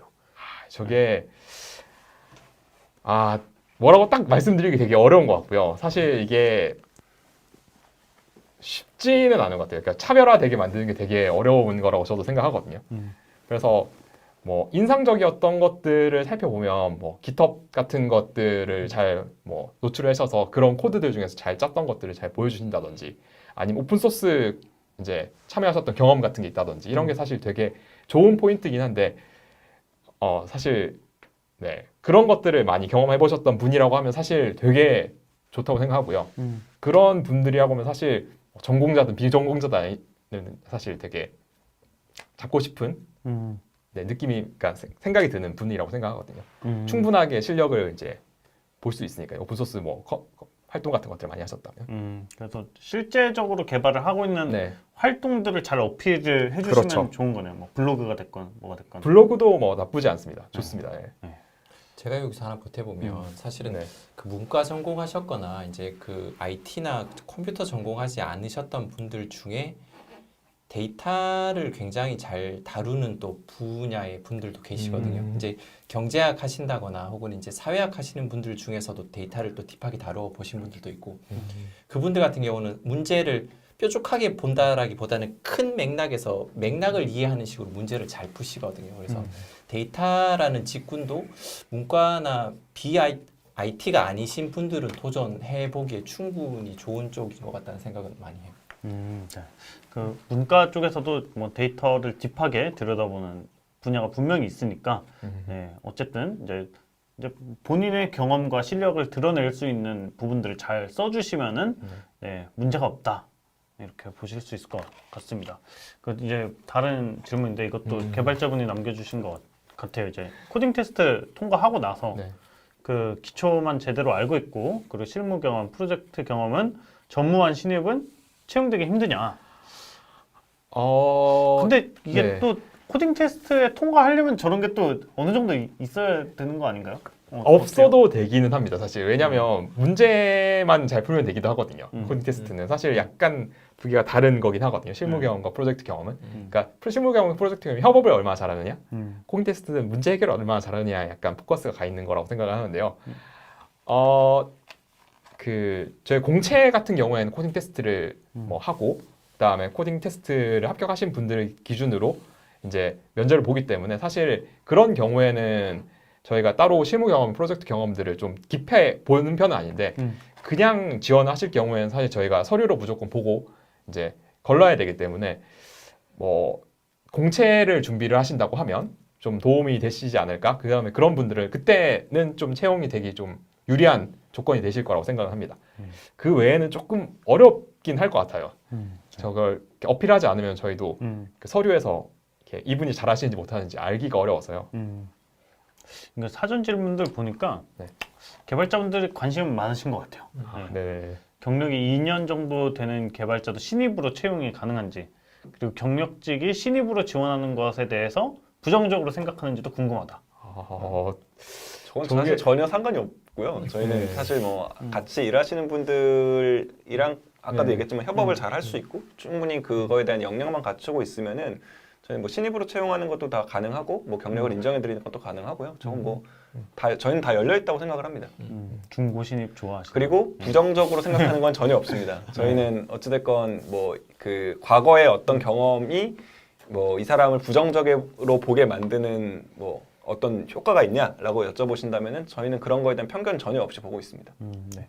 사실 이제 저런 질문 하시는 분들이 이제 주로 막 SI에 좀 계셨는데 이제 이런 서비스를 한번 경험해 보고 싶거나 좀 이런 경우에 좀 질문을 많이 남겨 주시는 것 같아요. 네. 어쨌든 이제 부정적으로는 이제 생각하지 않는다라고 하십니다. 마지막 시청자 질문인데 그 개발 직군 간 좀 부서 이동이 어떤지 좀 질문을 주셨어요. 이제 직무 역량이 뭐 다르긴 하지만 예를 들어 카시어링에 있다가 이제 혹시 나중에 뭐 자율주행과 관련된 뭐 부서가 생기면 이제 그렇게도 왔다 갔다 이런 걸 할 수 있는 건지. 아직 그렇게 잘 나눠져 있는 상태는 아니고 저희가 기능 조직으로 나눠져 있다 보니까 사실 당장은 뭐 여러 가지 업무들을 다 해볼 수 있는 상태이긴 한데요. 나중에 목적 조직으로 바뀐다고 하면 사실 아마 그 어느 정도 자유로운 이동이 가능하게 구성을 좀 잘 만들어야 된다고 생각은 하고 있습니다. 아니 그 듣고 보니까 약간 좀 네. 궁금했던 게 요즘에는 이제 뭐 기능 조직, 목적 조직을 뭐 나눠서 운영하기도 하고 그렇잖아요. 이제 현재까지는 좀 들어보니까 이제 기능 조직 위주의 좀 네. 조직인 것 같아서 약간 뭐 그런 뭐 이유라든지 뭐 이런 것들이 있을까요?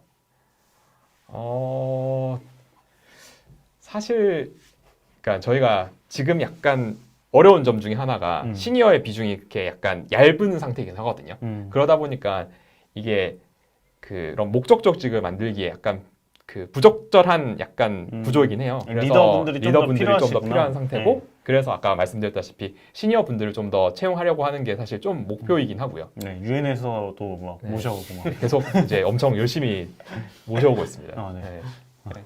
좋은 분들은 뭐 계속 네. 많이 모시고 있고요. 그리고 이제 그 이게 뭐 기능 조직이냐 목적 조직이냐 이거에 따라서 사실 회사가 움직이는 방향들이 조금씩 다르긴 한데 저희는 좀 그 기술 직군 같은 경우에는 조금 더 그 사람들 간에 서로 간에 좀 피드백을 많이 좀 주고받을 수 있고 그다음에 서로 이제 페어 프로그래밍 하고 그다음에 그거에 대한 회고를 같이 가지고 그걸 좀 애자일하게 움직이는 이런 여러 가지 시도들을 많이 하고 있어서 그런 상태에서는 사실상 좀 그 기능 조직의 형태가 좀 더 좀 어울리는 모습이라고 생각을 하고요. 근데 그 업무를 진행하는 과정에서는 저희가 이제 셀이라고 하는 하나의 이제 목적 조직 같은 조직을 만들어서 프로젝트를 돌려요. 그래서 어떤 특정한 기능을 만들 때는 그 특정한 기능을 만드는 셀이 이제 생성이 되고 셀이 만들어질 때 PM이 들어가고 디자이너가 들어가고 그다음에 개발자가 들어가서 그 기능을 하나 개발할 때는 약간 목적 조직처럼 움직이거든요. 그렇기 때문에 이제 약간 두 개가 좀 믹스되어 있는 형태라고 보시면 될 것 같습니다. 네. 뭐 어찌 됐건 이제 사실 이런 거를 뭐 속하는 이렇대라고 보기보다는 저런 게 다 좀 기회의 신호일 수도 있다라고 생각을 하거든요. 이제 소카의 어떤 개발팀에서는 이제 리더가 많이 필요하고 욕심 있는 분들이 합류했을 때 네. 임팩트를 낼 수 있는 좀 가능성이 많다. 뭐 이런 식으로 좀 읽어주시면은 좋지 않을까 싶습니다. 제가 뭐 준비한 질문은 조금 끝났는데 그냥 이야기하면서 약간 저는 유엔에서 온 사람 처음 보거든요. 아니 그 약간 뭐 조금 더 좀 사실 뭐 전 세계에 뭐 약간 범지구적인 일을 하시다가 그래도 이렇게 막 사람 이렇게 재밌고 팀 재밌겠다 이렇게 해가지고 막 스타트업 합류하고 이러지는 않을 것 같아서 네. 조금 더 이야기 들어볼 수 있을까요? 너무 편견인가? 근데 이제 소카라고 하는 이제 영리를 추구하는 회사가 사실은 사회 문제에 직면하지 하고 있지 않는가라고 사실은 질문을 해보면 저희가 이제 모빌리티라고 하는 인간의 굉장히 근본적인 니즈에 대한 해답이나 해결책을 사실은 이제 가져가고 있는 회사이고요. 그리고 이제 추가적으로는 저희가 예전에 이제 공유라고 하는 굉장히 어떤 가치적으로 의미가 있는 것에서 시작을 해서 지금도 공유라는 키워드를 완전히 놓고 있지는 않는 상태에서 사실은 이제 전기차라거나 4세대 문제 그리고 이제 저희가 생각보다는 더 많이 소외 계층이라거나 사회 문제에 대해서 진중하게 고민을 하고 있는 회사이기도 하다고 저는 믿고 있거든요. 그래서 이게 이제 그냥 유엔이라는 단체도 사실은 굉장히 어떻게 보면 큰 상위 개념에서 고결해 보일 수도 있지만 사실은 사회가 가지고 있는 여러 가지 단편적인 문제들을 생각하고 고민하고 기존의 사회가 가지고 있는 솔루션과 같이 일을 해나가는 조직이라 저는 굉장히 떨어져 있다는 느낌보다는 지금은 또 여기에서 일을 하고 있고 또 언젠가는 또 그네들과 같이 일을 할 수 있다라고 생각을 하고 있어서 뭐 완전히 분리된 어떤 조직에서 굉장히 다른 커리어를 개발하고 있다라고 개인적으로 생각하고 있지는 않아요. 네. 좋습니다. 조금 더 이제 다양한 이해관계 속에서 조금 더 뭐 밀착해서 일하는 그런 느낌도 들 것 같고 영원히 고통받는 유엔. 네. 네. 저희 이제 뭐 마칠 시간이 다 됐는데 좀 끝으로 좀 이제 어떤 분들 좀 지원해 주셨으면 좋을 것 같고 좀 하고 싶은 이야기 뭐 그러니까 한마디씩 하고 좀 마치면 좋을 것 같습니다. 그러니까 저는 그 소위 말하는 이제 그 모바일 1세대 창업자거든요. 제가 11년도에 창업해서 이제 벌써 만으로 10년이 넘었는데 그때 당시에 그 스마트폰이 시대가 열리면서 아이폰이 한국에 들어오면서 시장이 굉장히 빠르게 커지고 굉장히 빠른 속도로 변화가 일어나는 것들을 여기 뭐 보고 계시는 모든 사람들이 경험을 했을 거라고 생각을 해요. 과거에는 정말 피처폰 시대라는 것들을 생각이 안 날 정도로 지금 시장이 많이 바뀌었잖아요. 10년 동안. 제가 발표를 할 때 보여드렸던 것처럼 처음에 진짜 마차 시대에서 내연기관차로 넘어갔는데 15년밖에 안 걸렸어요. 근데 지금 모빌리티는 그 시대가 이제 열리고 있다고 생각을 하거든요. 그렇기 때문에 이게 그 과거에는 제조 중심, 그 다음에 그 공급자 중심으로 이루어졌던 시장이 이용자 중심, 서비스 중심으로 바꾸는 게 이제 막 시작이 됐고, 시작한 지가 이제 한국에서는 이제 2, 3년 된 거예요. 2, 3년 된 시장에서 앞으로 15년 동안에 스마트폰이 완전히 세상을 바꿔놓은 것처럼 이동이라고 하는 시장 자체도 과거에 그럼 오너십, 차량에 대한 오너십을 위주로 돌아갔던 시장이 서비스 위주로, 모빌리티 위주로 바뀌어나가는 것들이 굉장히 빠른 속도로 일어날 거라고 생각을 하거든요. 그렇기 때문에 이 시장의 변화가 크게 일어나고 패러다임의 변화가 있는 곳에 들어가야 저는 커리어를 굉장히 빨리 성장을 시킬 수 있고, 거기서 남들보다 다른 그 자신만의 강점을 굉장히 많이 발견할 수 있다고 생각을 하기 때문에 저희는 그런 그 산업에 대한 변화에 대해 도전해보고 싶고, 그 다음에 그거에 대한 수용할 준비가 되어 있고, 내가 이렇게 빨리 변화하는 산업 내에서 충분히 그 기여를 해서 내가 그거를 내 성장의 발판으로 삼겠다라고 하시는 분들은 오시면은 굉장히 많은 도움이 될 거라고 생각을 하고요. 아까도 얘기했지만 저는 능력이 그 포지션에 있으면서 협업을 잘할 수 있는 분들을 항상 찾기 때문에 그런 생각을 갖고 있고, 자기가 그런 역량을 갖고 계시다고 생각하시는 분들은 저희 회사에 많이 지원을 해주셨으면 좋겠습니다. 네. 네. 소카 개발도 사실 정말 다양한 도메인에서 문제를 해결하고 있고, 정말 많은 문제들이 있고, 그런 것들을 같이 해결해 나갈 수 있는 좋은 분들을 사실 원하고 있습니다. 그리고 그런 문제들을 해결해 나갔을 때 그 본인의 성장도 분명히 도모할 수 있을 거고요. 그래서 뭐 그런 도전 정신과, 그리고 아까 뭐 대표님이 말씀하셨던 협업 잘하시는 분, 이런 분들이 잘 오셔서 같이 일을 하면 도움이 많이 될 것 같습니다. 그리고 그분들도 성장하실 수 있도록 충분히 도와드리도록 하겠습니다. 지금 약간 쑥스러워하시는 것 같은데. 네.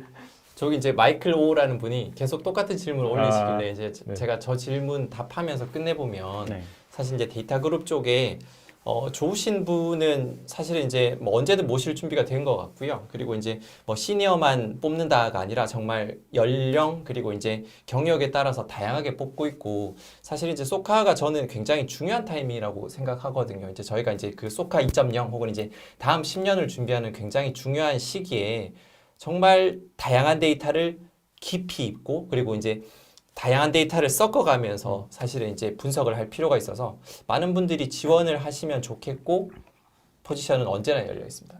네. 네. 제가 끝으로 뭐 말씀을 한 2가지 정도 드리면서 끝내도록 하겠습니다. 일단은 첫 번째로는 저도 이제 좀 뭐 대학생 창업부터 시작을 하면은 그 스타트업 생태계에 좀 오래 있었다고 생각을 하고, 특히 이렇게 콘텐츠로 만들면서 한 3년 반 정도 됐는데, 뭐 많은 분들이 좀 뭐 경쟁사 뭐 언급도 많이 해주시고 그렇더라고요. 근데 이게 뭐 최근에 이제 쿠팡 사례에서도 있듯이 이게 그 자본력만으로 이렇게 미래의 어떤 승자가 결정되고 이런 시장이 절대 아닌 것 같아요. 근데 특히 좀 능력이 있고 열정이 있는 뛰어난 인재가 회사에 몰리고 있는가, 그리고 어떤 축적된 노하우 같은 걸 빨리 쌓아나가고 있는가, 이런 부분이 좀 성패를 가르는 경우들을 굉장히 많이 봤어요. 그래서 그런 요소를 좀 같이 감안을 해서 이 소카라는 회사를 좀 보시면은 좀 회사 이제 채용이나 이직 고려하실 때 많은 도움이 되지 않을까 싶고요. 그리고 이제 또 끝으로 이거 상당히 돈 들여 만든 에디션입니다. 저는 이게 오늘 다 나갔으면 좋겠어요. 이게 그 캠핑카 그 옥스포드 블럭이거든요. 이게 저희가 그 해시태그 이벤트 채용 설명회, 그리고 소카 뭐 있어요. 이렇게 한 3개 정도 그 디스크립션 란에 있으니까 인스타 뭐 스토리가 됐건 피드가 됐건 이제 인증을 해주시면은 무려 5,000km 소카를 이용해야 받을 수 있는 이 레고 블록을 여러분들이 받으실 수 있습니다. 여기 보시면은 감성 있어요. 이제 캠핑카도 있지만 그 요리하는 이런 레고 블럭, 옥스포드 블럭이 있으니까 많이 참가해 주시면 좋겠습니다. 오늘 긴 시간 시청해 주셔서 감사드립니다. 그리고 끝으로 혹시 못 커버한 질문들 저희 링크 통해서 남겨주시면은 저희가 최대한 답변 드리도록 할 테니까 많이 남겨주시면 좋겠습니다. 네, 감사합니다. 네, 감사합니다. 감사합니다. 수고하셨습니다. 네, 수고하셨습니다. 감사합니다.